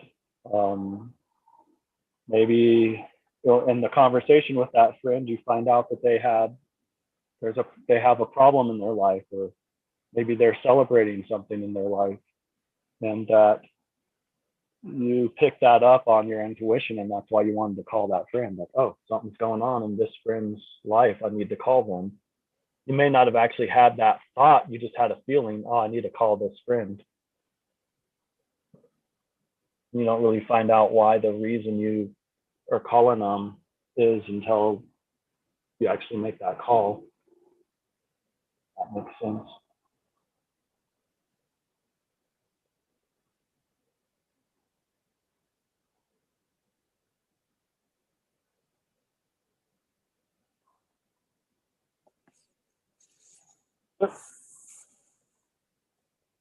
I have to take a quick break.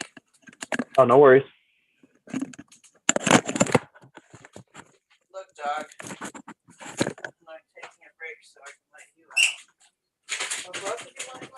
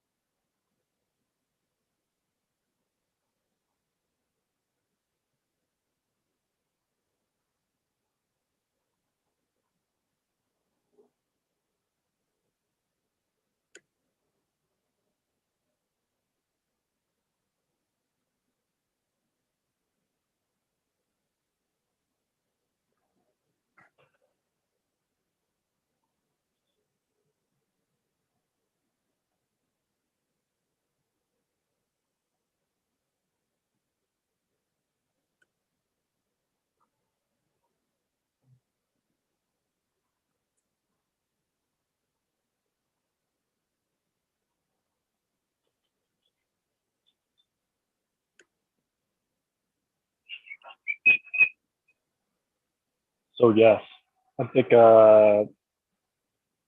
for kind of an analogy for intellect versus like a masculine versus feminine thing I just thought of would be like, if you were, say you were on a long, say you got stuck like on the top of the mountain, or like in the mountain somewhere, and you had to get out. And you know, you're, it's like you and someone else, you're walking on the trail. The man says, oh, we need to stop and build a shelter for camp. That would be kind of like the intellect saying, oh, we have to take some stuff and build a camp. Now the feminine intuition might say, no, let's just keep going a little farther, because we will find a shelter up here, like a cave or something like that, or like a natural overhang that could be used as a shelter without very much intellectual manipulation. So I think that It's kind of an interesting analogy. Like you're walking, you know, at some point you're going to need a shelter, but do you take the time to build it, or do you continue to walk until you find one? So I thought that would be an interesting kind of explanation of that.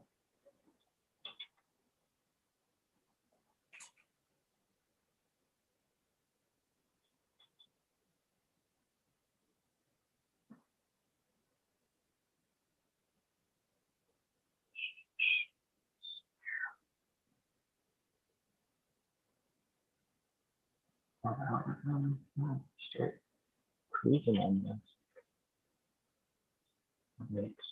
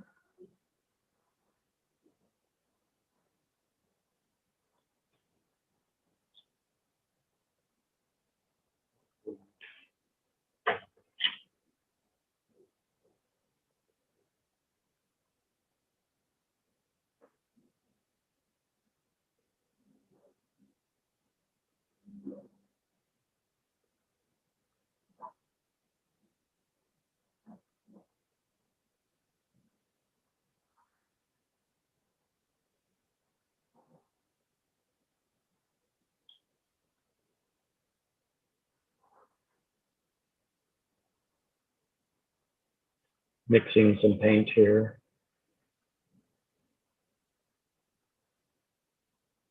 Making like a nice kind of orangish yellow color here.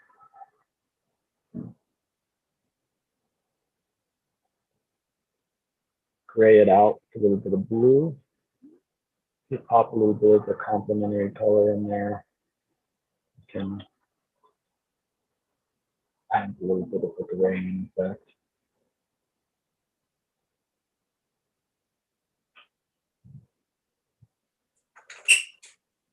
You kind of want to do, because that'll kind of make it browner.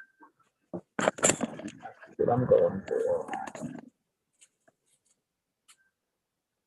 I've returned from my vacation. You have Sorry. returned from your vacation. I'm here painting still. Yeah. I had thought of an interesting analogy while you were gone. Oh, what? With the intellect and the intuition. I was thinking, like, say you like got lost in the woods or something, and you had to find a way out, and you're hiking for a long time, and the masculine intellect would say, let's stop and build a shelter, but then the feminine intuition would say, no, there's a cave. If we just keep walking a little bit further, and then we won't need to build a shelter. Right. No, that's exactly right. Yeah. See, I don't think that's the intellect. That would be just a regular masculine. To me, the intellect is is the part that's like, oh my God, this is going to be terrible. You're going to get eaten by lions, tigers, and bears. Oh my, we better like light ourselves on fire and saw off our arm. That kind of person. To me, that's the intellect. The intellect is like a dangerous, oh, we should burn the forest down so we could see the parking lot, or some crazy. It's not the building the shelter. That is a balanced masculine part, but it's not the intellect. To me, and this is actually was actually, I think, brought to my attention by Raymond, whose last name I'm not going to be able to pronounce, probably Kurzowski or whatever, who's a guy that Passio actually turned me on to. And I don't know if he's even still alive anymore. He's like this old guy in Oregon who calls himself the living Christ. And he's been arrested a bunch of times for driving without license plates or whatever. And he's like 80 years old, and he does like a podcast every day talking about how he's the living Christ and everything. And he's the one who says that the intellect is the thing that is totally evil in our brain. Well, I could see the evil side of it for sure, because it's definitely lends itself more towards master think, you know, than, and in control, and the intuition is more just like a feeling, and you know what I mean? So here,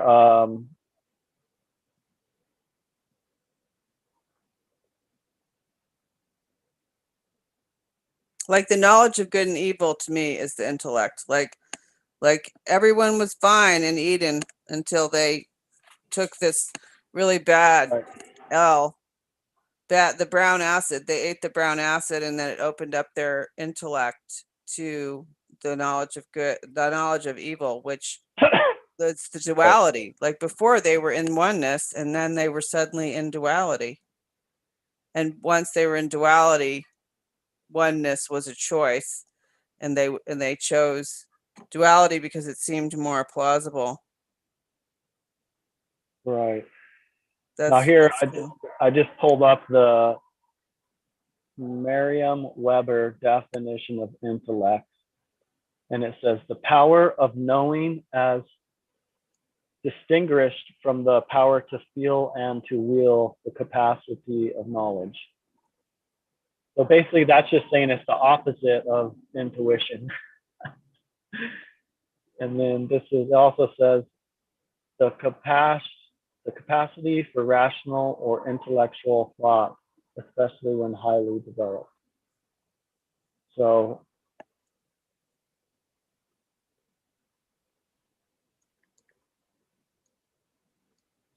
to me, that kind of says like intellect is more like knowing. You come to knowing through like external experimentation, whereas intuition is more like you you come to the knowledge, because they're both a way to come to knowledge. And the intuition is more like you come to that knowledge through a feeling from inside, whereas the intellect is more like an experimentation. Hold on one sec, okay? Yep. Shit. Hello? Yeah. Are you driving home? Oh, okay.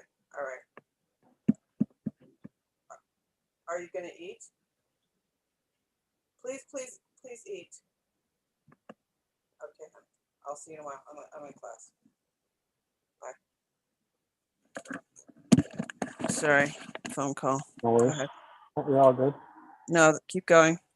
And so then this is the Merriam-Webster definition of intuition: the power or faculty to attaining to direct knowledge or cognition without evident rational thought and inference.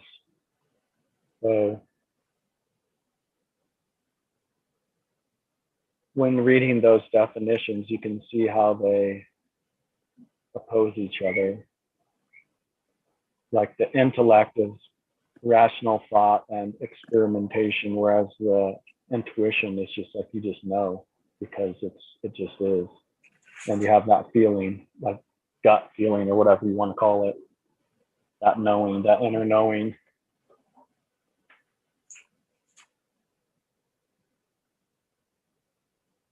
Like so, it's quicker, it's more direct, whereas the intellect, it like you have to like do stuff and take actions, whereas the intuition is just there, you just know it. That makes Right, sense. right. Well, maybe so. Maybe it's the maybe it's the ungrounded intellect. Then that's the problem. So if, in Yeah, other words, if in the intellect that has is attached to action would be fine. But Yeah. then once you have ungrounded intellect, that's when you're in Yes. you're in deep shit. Exactly, because it's Second not guessing. grounded, and the grounding would be the morals, you know, the right versus the wrong aspect of it. Because if you're ungrounded, you're not going to have that compass. The Yeah. intellect, and then if you don't have that compass of the difference between right and wrong, then the intellect can rationalize in a wrong direction very easily because of the ungroundedness. I think that morality is the grounding that has to take place.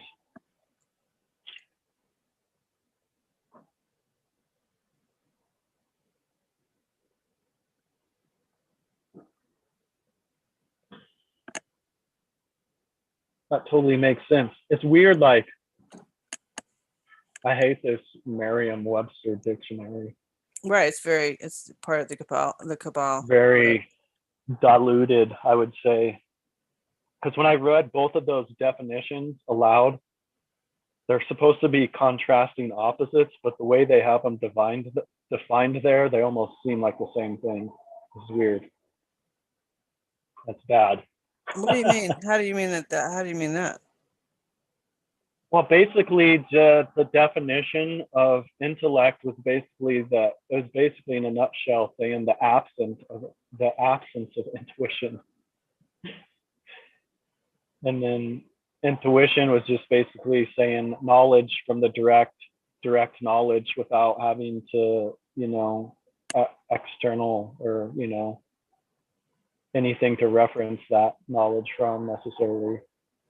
It's just like an inner knowing, whereas intellect is more like there has to be like evidence and actions need to be taken. Yeah, so there's no morality. Sort of like process has to happen. Right, but neither one are grounded in morality. Is that what you're saying?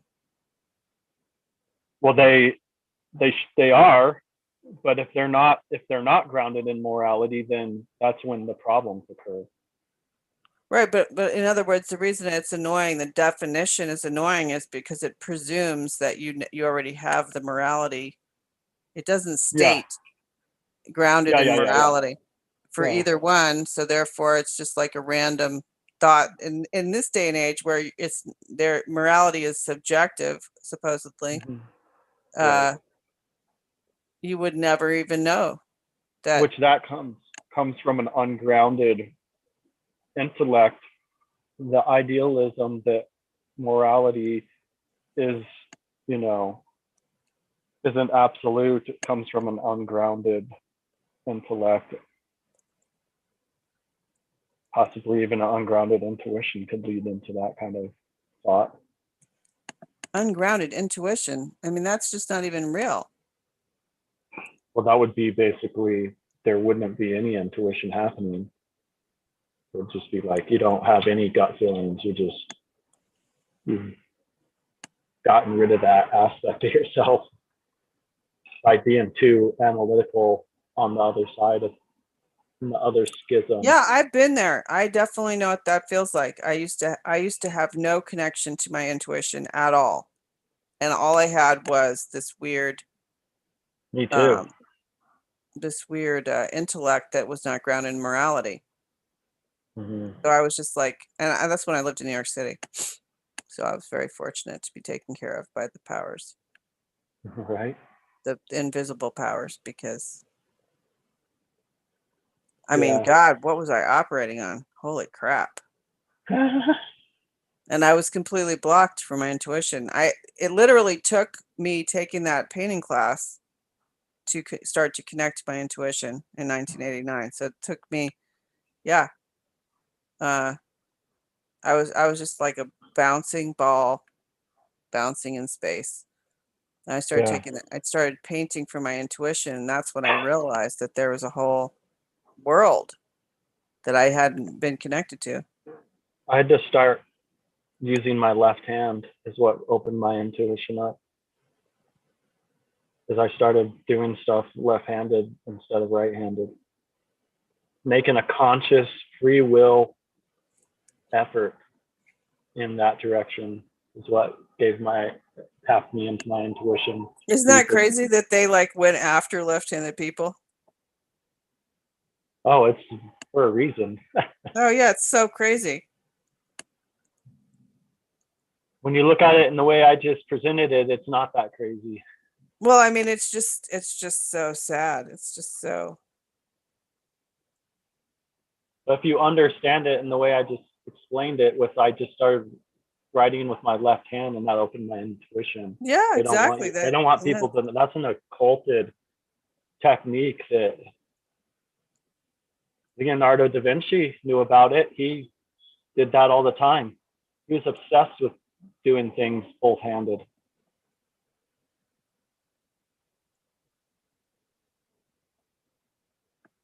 Oh, but don't forget the left-hand path in occultism is the dark path, right? I would say, yeah. Why? Actually, I would say that either side could be a dark path. No, but that's It's the referred to the center. left-hand path. It's referred as the Right, left-hand path. right. But that's different than But the middle path is the one. That's different from using your left hand versus your No, right no, hand. I know. I just was thinking about that.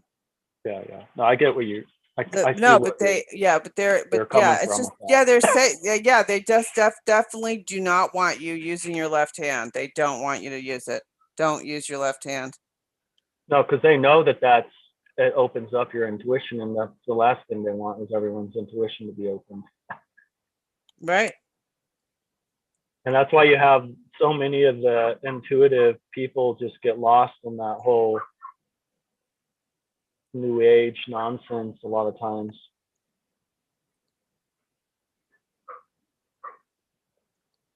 It's just, that makes sense. Oh, well, yeah, it's a cul-de-sac.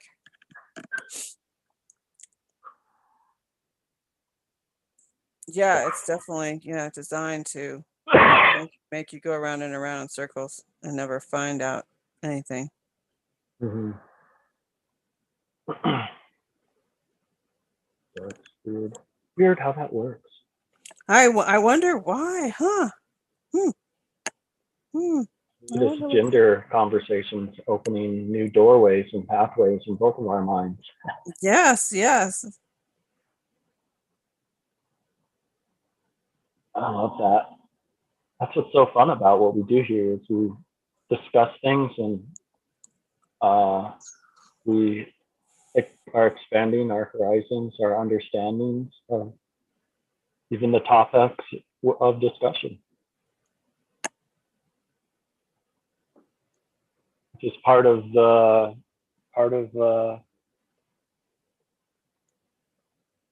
being a productive human is always expanding your horizons and understanding of the universe. That's cosmology.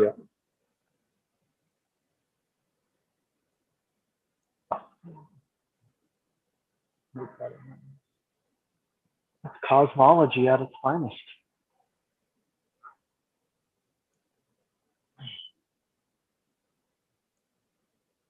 I'm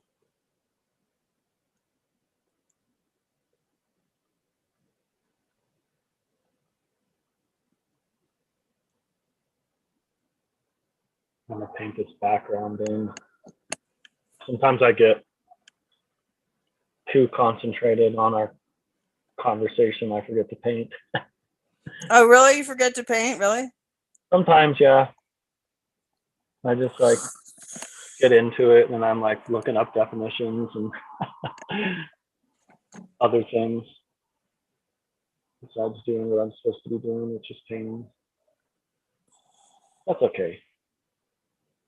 That happens. Yeah, well, so I just found this thing that says that if you look into someone's left eye, you will see the truth about them. Hmm. This medical intuitive said. Hmm.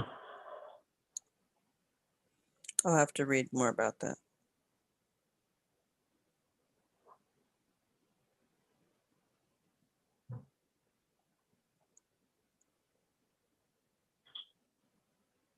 And there's some people out there that will totally refute the whole idea of there being like a left and right hemisphere of the brain. They're, that's just BS. And there's no difference between the hemispheres, and you just think the way you think because that's the way you are. That's the, your programming is just wired that way. Which I think, That's a pretty right. That's a left brain. That's pretty, yeah, yeah, intellectual. That's an ungrounded intellect right there. yeah, I'd say so. But Definitely I has guess that. being an ungrounded intellect is rewarded in the society. Uh-huh. Yeah.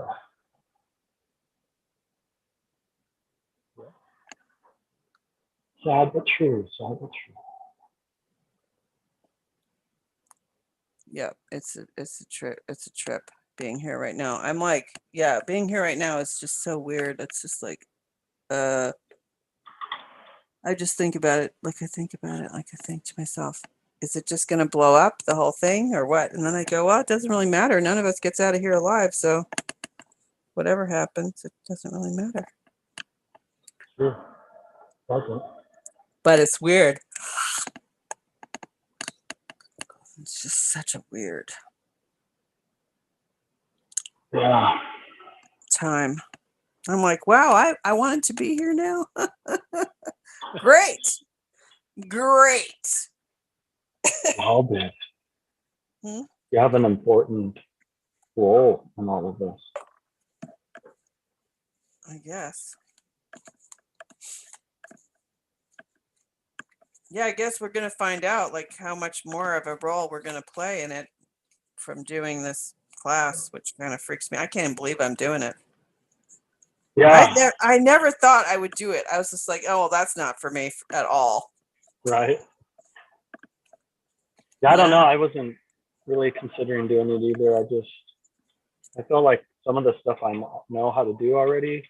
I'm sure there's different ways that he teaches of doing it and stuff, but some of it I don't know, like the whole broadcasting software side of things. Well, I mean, I don't even really think of it as that much. I mean, I'm sure it's very technical and everything, but just being in the presence of those people doing that thing, I can't even imagine what's going to happen to my psyche as a result of that. Right. Yeah. I mean, I just think of it as like, I mean, maybe it is totally technical, and then I don't really know why, because like you, I could figure it out probably. And thank God I did buy a desktop computer. But I just don't, I'm like, I don't know, I just have, it's just a, wow, I'm like, really? Huh, okay. All right, grandfather did. I guess I'm supposed to do this. Well, for 23 weeks, I'm going to be doing this thing. Okay. All right. It's like, okay, well. I'm sure there's going to be a couple weeks I might have to miss, but or actually I know for a fact already there's a bunch. Why? What? Well, we have that trip in the end of July. We're going to Ohio, and I have a feeling I'm like scheduled to like drive like all night, or all day, one of those times, and could be questionable internet where we land at the night. We're doing some camping and stuff on the trip, so we'll see. But that's only like maybe 1 or 2 weeks that I would miss.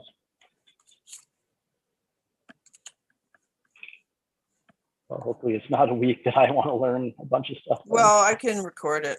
Like he said, we can do screen recordings. Right. Just don't sell them. Oh yeah, I'm gonna.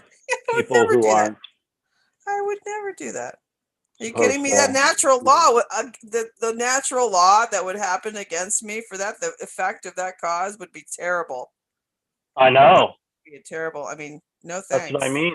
We were talking about this earlier. Living in accordance to natural law and morality makes your life easier Oh yeah. without you even knowing it, because just the way the universe treats you because of that Oh yeah. way of thinking.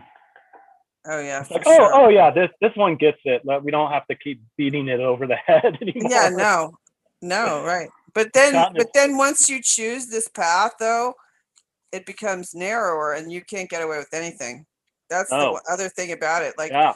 I was talking to a friend of mine who's on this path today, and we were talking about that because just like with the car accident, like how I knew that I was in that accident because I wasn't paying back that money that I owed, Uh-huh. and that the universe was just getting my attention, because when I asked myself after, I'm like, how the hell was I sitting in this car?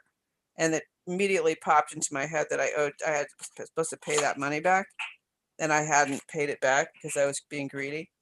I was like, really? Is that really like an equal compensation? I'm going to be like saddled with this fucking injury for the rest of my life. And all I had to do is pay back that money. And look at these other assholes who extract adrenochrome from children, and they're like famous actors. What the fuck? But they're not on this path. They haven't chosen this path. They've chosen that path. But So they I'm have sure. a different level of suffering that you don't know about because of law. Exactly. Right. Exactly. But I mean, for sure. But still, it's like, Yeah.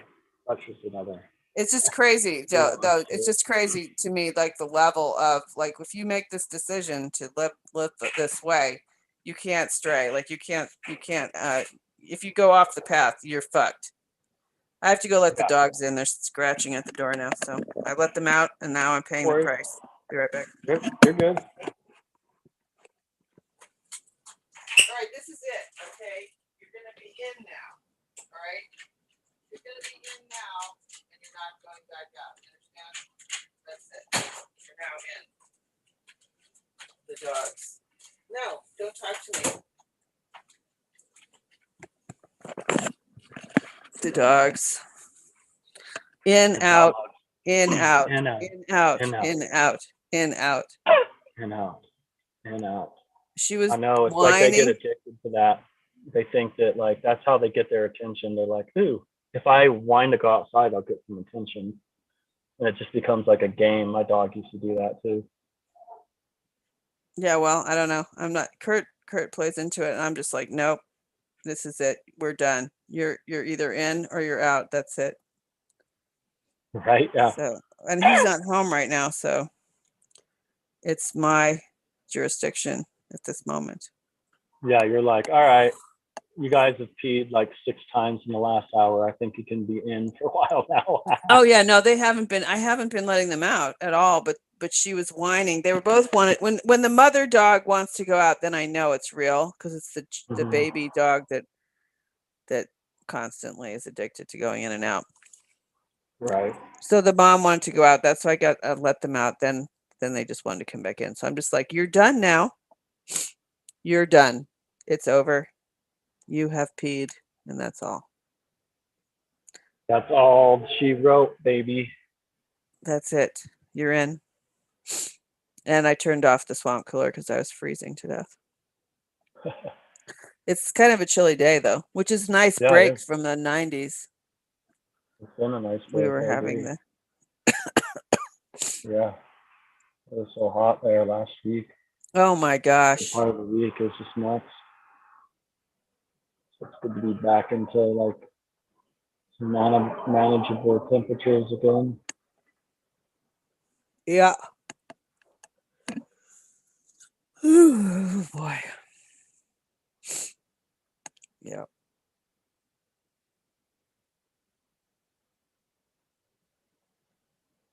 Yeah, that's looking good.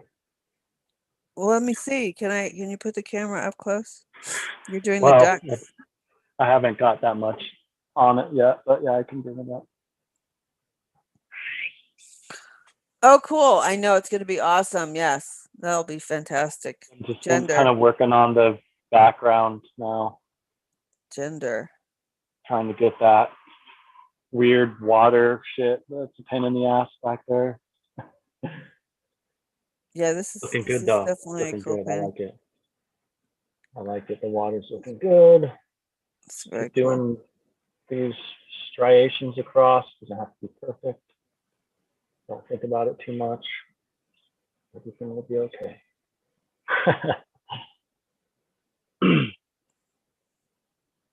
Grand scheme of things, everything's okay.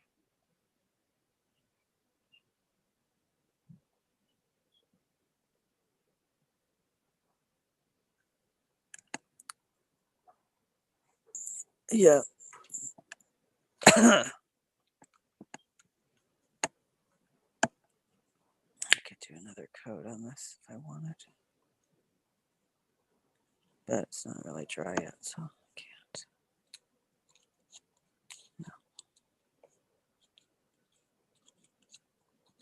So I noticed too, like I probably brought this up before, if I were to add another circle down here, bottom for care, then it actually turns this whole, like if you outline all of these shapes, it turns the whole thing into a heart, which is interesting. Oh, wow. That is interesting. Well, maybe I should add that 8th circle down here. Which then brought up another point that care and the number 8 represents infinity, right? And so then if you take, this is 7 laws, but if you take the hidden 8th law, which is care, if you care about something, it will last longer, which lends itself towards infinity. Maybe that's jumping ahead too quick into our material here, but yeah, that's interesting. No, that is interesting, especially connection I made there. You have that space down there too. Yeah, I'd have to change this weird brain thing a little bit, but that's okay. That can be done easily or covered up completely. That doesn't even need to be there. What, the brain? Yeah, the brain shape. Yeah, on the outside. Yeah, no. I think I just did that early on initially just to make it kind of implying that all these are unified with the mentalism. Oh. But I don't think that really matters necessarily. I definitely want to get the care. The other idea was just to put like a bunch of hearts inside the brain.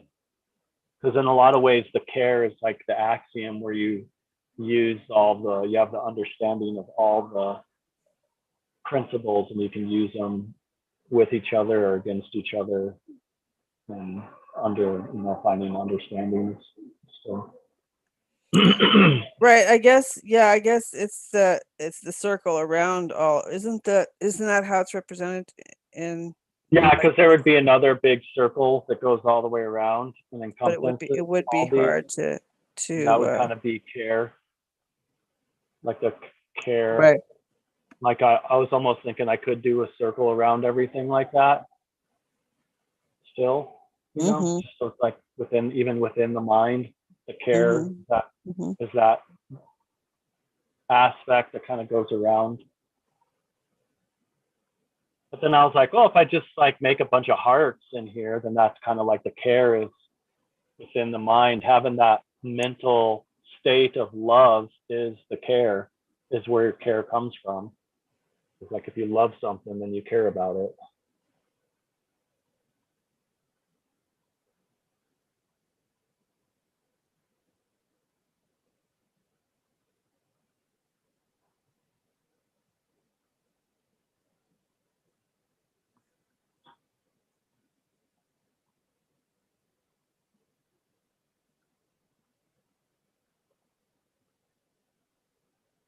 Which is important.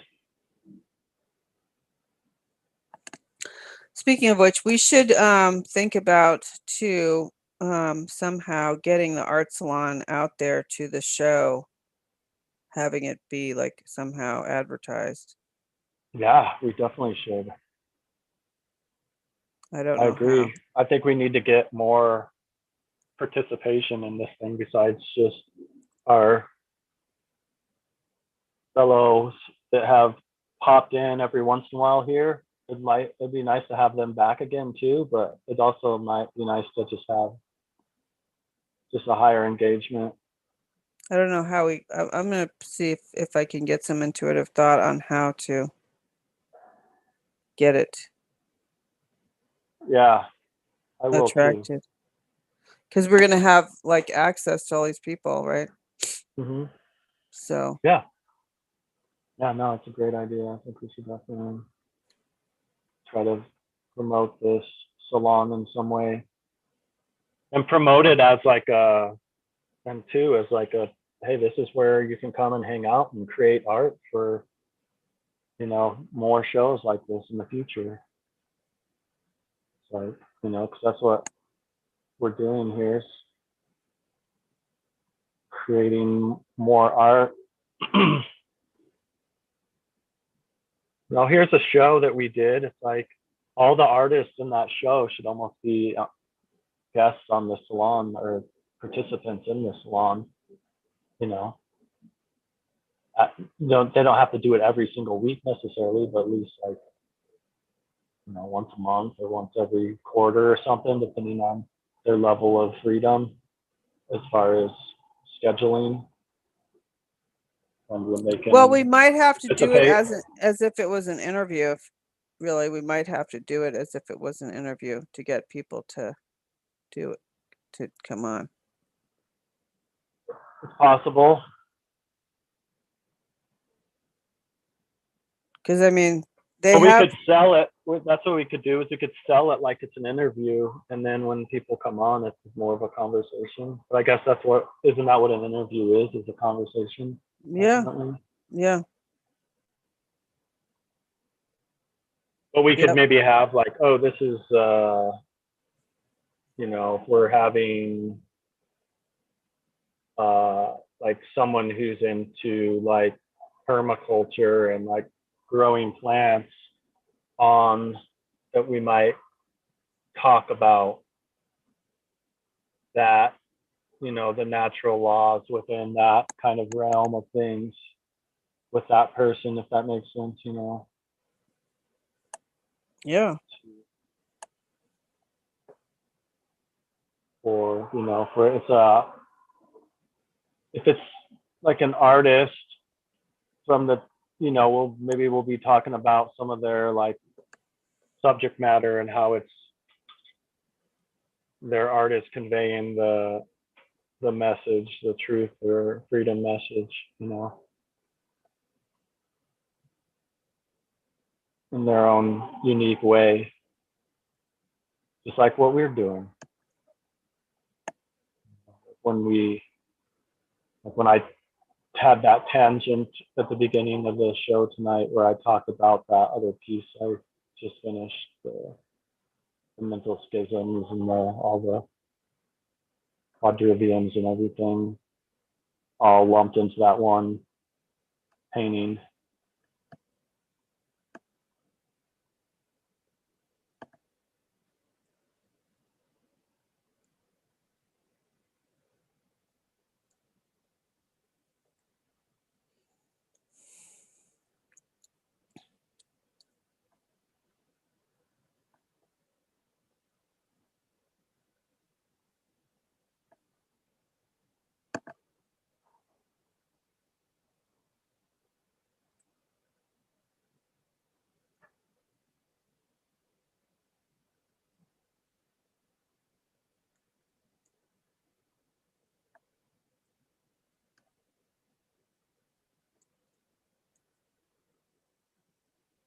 Yeah.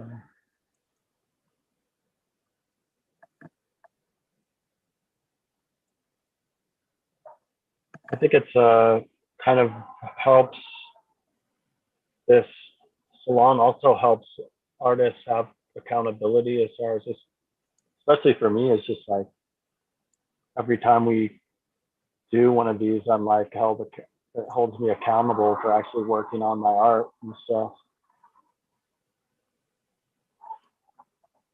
Oh, for because sure. how artists can get, where you're just like, oh, like I can do it tomorrow, or just you get artists tend to have this procrastination bone inside of them.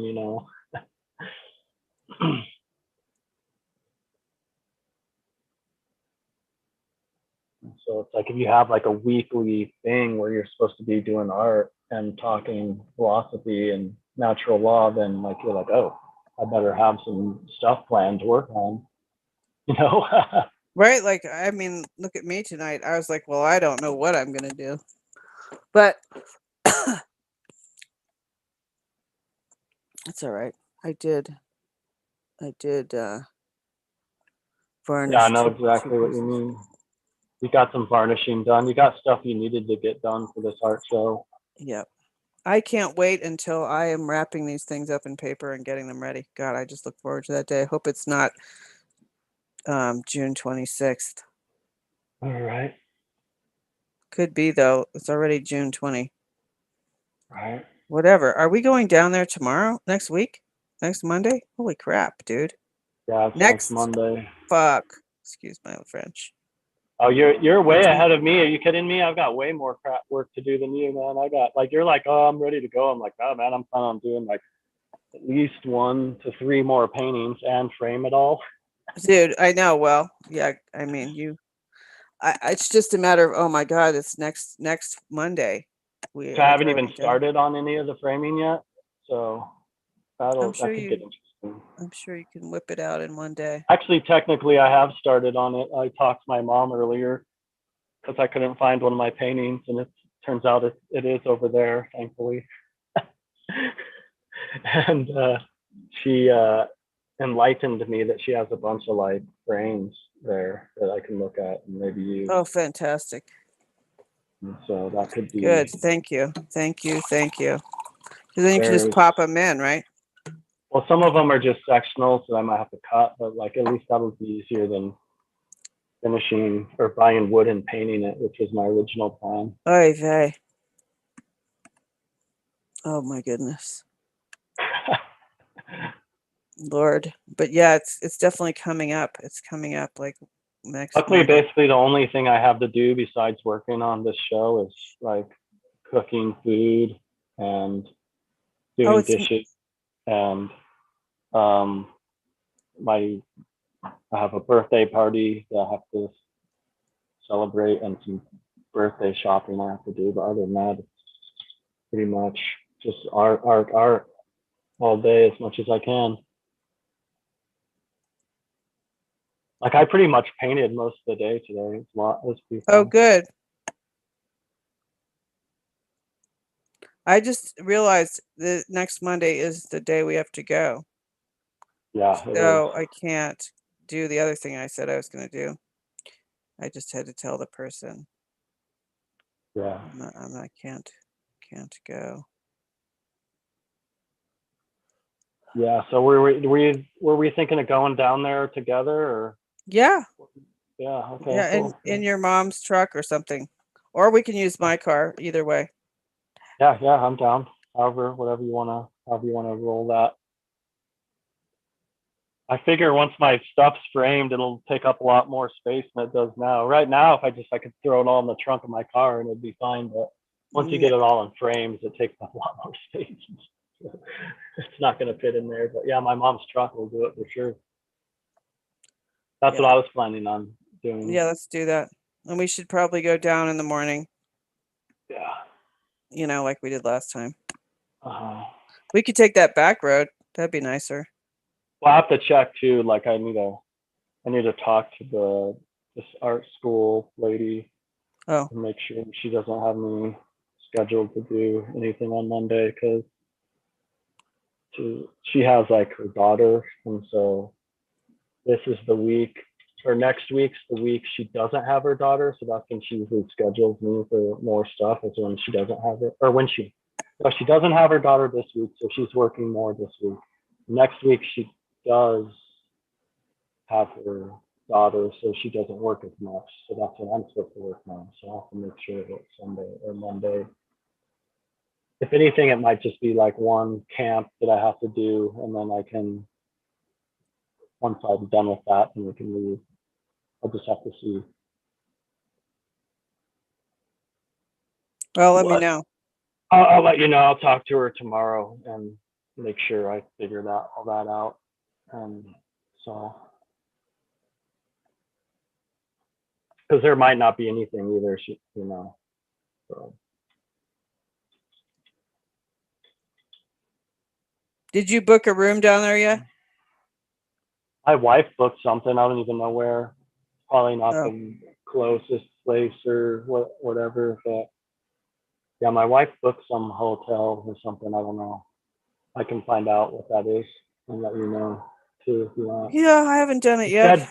She said when she was researching stuff, the stuff closer to the gallery was like more expensive than where she got our thing. Yeah, tell But me. she 'Cause, said yeah, if I that don't place like was. it, she said if I don't like it, we can always change Oh, it too. But I'm trying not to be too picky and just like whatever. That's a place closer than my house by hours. So I can't complain, 20, 30, 20-minute, 15-minute drive. I can't complain, right. But it looks like the Motel 6, everybody hates it. Like it says, the noise, drugs, and homeless abound. Yeah. So I guess I'm not going to stay there, which is what I was checking. Like it's like so many negative reviews. You're right. Worst So experience ever. Okay, I yeah. guess I won't be going there. Maybe I will just. That's crazy. Take his advice. Pay the money. Santa Fe Inn. That's what it's called. Oh, that's the one that he said is the closest, most reasonable price near there. Yeah, but it was expensive. It was like $100. Mm-hmm. That to me is expensive. Obviously, I haven't been out much, but well, they're not saying the reviews are that great either. Cockroaches and bed bugs, huh?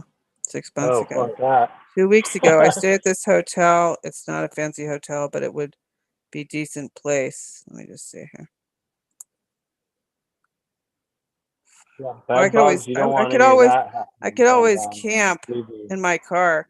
I stayed at this hotel in May 2022. It's not a fancy hotel, but it would be decent place to stay on a budget. You would figure even a budget hotel would be clean. It appeared clean until I had to look under the bed for my lost shoe in the morning and found everything from bar soap, other people's socks, dog toy, dirt, wrappers, something unrecognizable, etc. I planned to shower and watch some TV before checking out, but after finding all that under the bed, I was a bit grossed out. So I checked out at 7:15 a.m. Yuck. Yeah, I don't know. I mean, it's always weird. You always like Russian roulette picking hotels sometimes. Yeah, I could always just camp in my car, but I think I'm going to just be so tired. I could do that, but then I'm going to have to take my artwork. Oh, no, the artwork will already be down there. He said that there's camping available in the lot next to his gallery. Right, exactly. That's what I was thinking. I could just put my twin bed in that I took when I went down there. Kurt's not going to come down. I talked him out of it because he's an introvert and he would hate it. And then I would have to be like worrying about him while I'm trying to be entertaining. I'm just like, oh God. I said, why don't you just stay home? You'll be happier.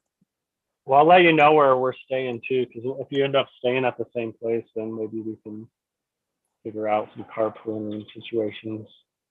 Like, I'm sure like my wife and kids are going to want to go back to the hotel. And I'm going to want to stay there, longer.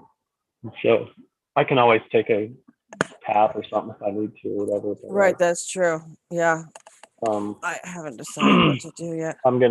I know for a fact that they're gonna want to go home like way early, and I'm gonna want to hang out later.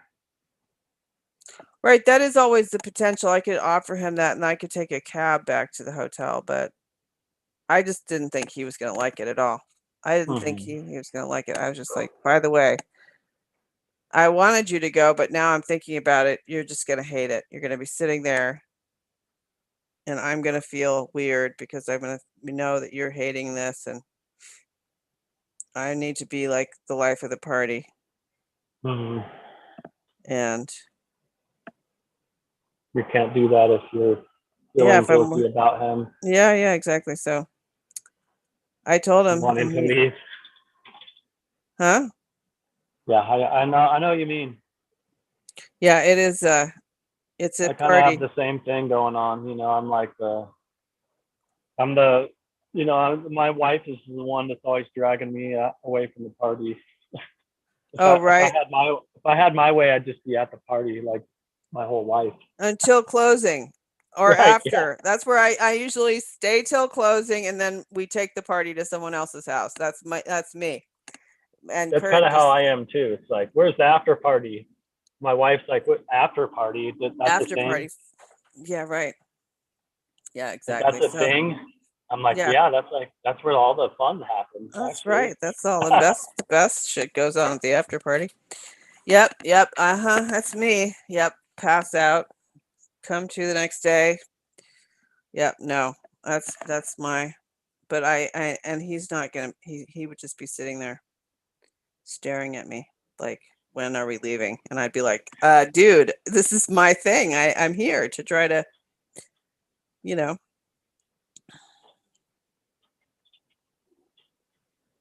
To try to, sell art, man. I'm selling yeah, art, selling the ideas, selling selling natural law. So yeah, he kind of was like, oh yeah, that's cool. Um, I'll stay home. But then he'll regret that. I'm sure later he'll regret it. But I'm oh really well. happy with my background for my ducks. Oh well, are you gonna show it to us? Yes, the ducks aren't painted Oh, in yet, that's but the really good. That's background, really great. Yeah. That's really good. That looks really like duck background. Yep. I Really like good. it. I'm happy with it. I'm not gonna play with it anymore. I'm calling it Very good, and I'm nice. gonna Oh get wow. And the. it's 4 minutes to 8 too. Oh wow! So yeah, we're tail end here. I didn't realize it was. I guess I won't be getting these ducks painted in then during But that time, but that's you okay. probably will do it afterward, right? You're gonna sit there and do I it. might do it. I might do it afterward. Are It's you good. how many paintings do you have that I might take a break. I don't know. I'd have to go through and count them all. I've got like maybe 10, I want to say. oh wow. That's But most amazing. of them are really small. Like, remember I had all those really small canvases. So I have this one is a 16 by 20. The other one I showed you earlier was a 16 by 20. And then I have a bunch of smaller ones that are like 11 by 14 or 8 by 10 maybe. Wow. And then I have those weird long ones too. There's that one with the book, which I still have to finish. Which my mom Oh still yeah. thinks she likes it with no one standing there and they're just the book and then the locked book.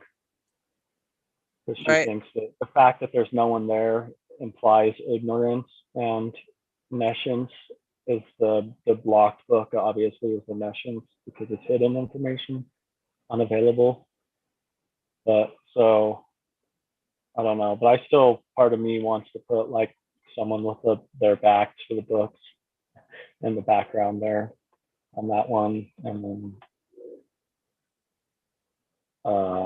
but yeah, I have all those, some of those, that truth and perception kind of path one I made. I think I have around 10 or 11, maybe. Plus, I want to do like 1 to 3 more, depending on how ambitious I get in the next few days. Dude, you're insane. Quick ones though, like 11 by Boom boom. 14s that are like not as packed in with as much detail as these last couple that I've been working on, where it's just more, I don't know, addressing one thing on a painting instead of addressing like all the hermetic principles within one painting. Right.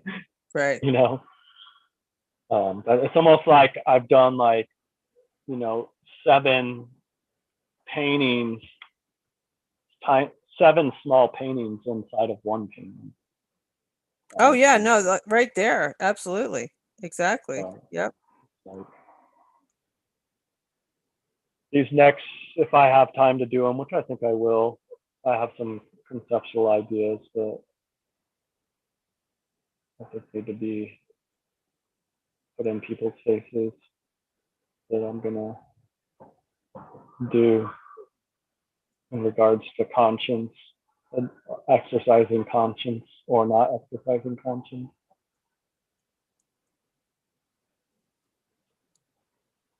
So, I wonder if yeah, I'm gonna have to think about this. I gotta talk to Jeff. Because oh, this is a drag. I don't know. I may go down on Sunday. If I go down on next Sunday, then I could do my Monday thing and I wouldn't have to so cancel. like, if you need to do that, that's fine. But I was thinking about doing that too, but then my wife's birthday is Sunday, so I can't do that. Oh, okay. All right. Well, yeah, I'll see. And I need the extra time, even though I'm not really going to be able to spend much of that time working on stuff anyways. But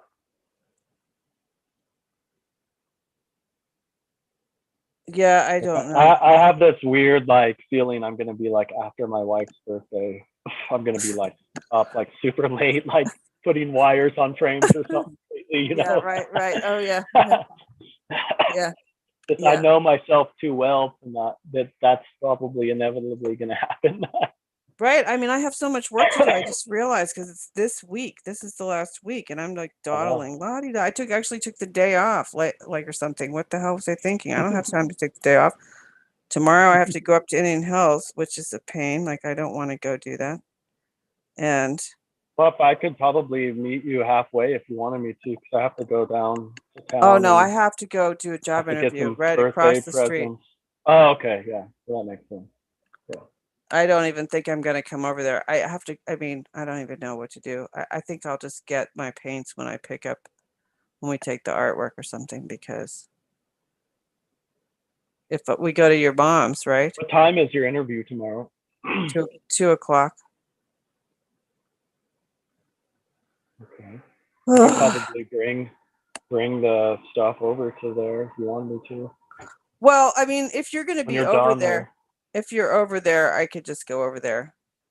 I'll just go over there because it's gonna be right there. I'm gonna be right over there, right at that school across the street. Yeah, it's just like a 5-minute drive or something. Yeah, if you're you gonna have to loop around. Yeah, I'll go over there. Well, I don't know if I'll be there, but I can be there. To if you want me to. Yeah, that would be good. That would be good.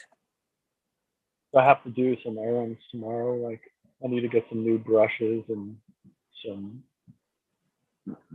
there's just some stuff I need to, some birthday presents and stuff I have to get. Yeah, for sure. With the wife's birthday. Holy crap. Yeah, I need to just get some bigger, softer brushes to make my life a little easier on some of these paintings I'm going to be doing this week. Oh my God. I just realized I'm like, I don't have time to fucking, what am I doing? I'm like, oh my God, this is it. This is the last week. What the hell was I thinking? I took the day off last night. I'm like, I don't have time. I've Gotta keep going. Yeah, I gotta get it done. I gotta go now that I have to do these stupid books. I have to just go and do them so that it says there's no problem and I don't have to, make, you know what I mean? Yeah. Like suddenly there's a problem with the freaking books and I don't know what to do. And I'm gonna have to do it. I have to do it on Thursday, I guess. I have to look at my calendar. All right. Well, I guess it's a little bit past 8, so we can, I guess, call this a night. Well, cool. I guess I'll see you tomorrow. Yeah, sounds good. Some good conversation. And yeah, if anyone's interested in drawing nature in our art salon we have going on here, definitely, contact me or Joanna through our website, drawingnaturein.com. And we will talk to you tomorrow, Joanna. See you later tomorrow. Bye. Yeah. Bye.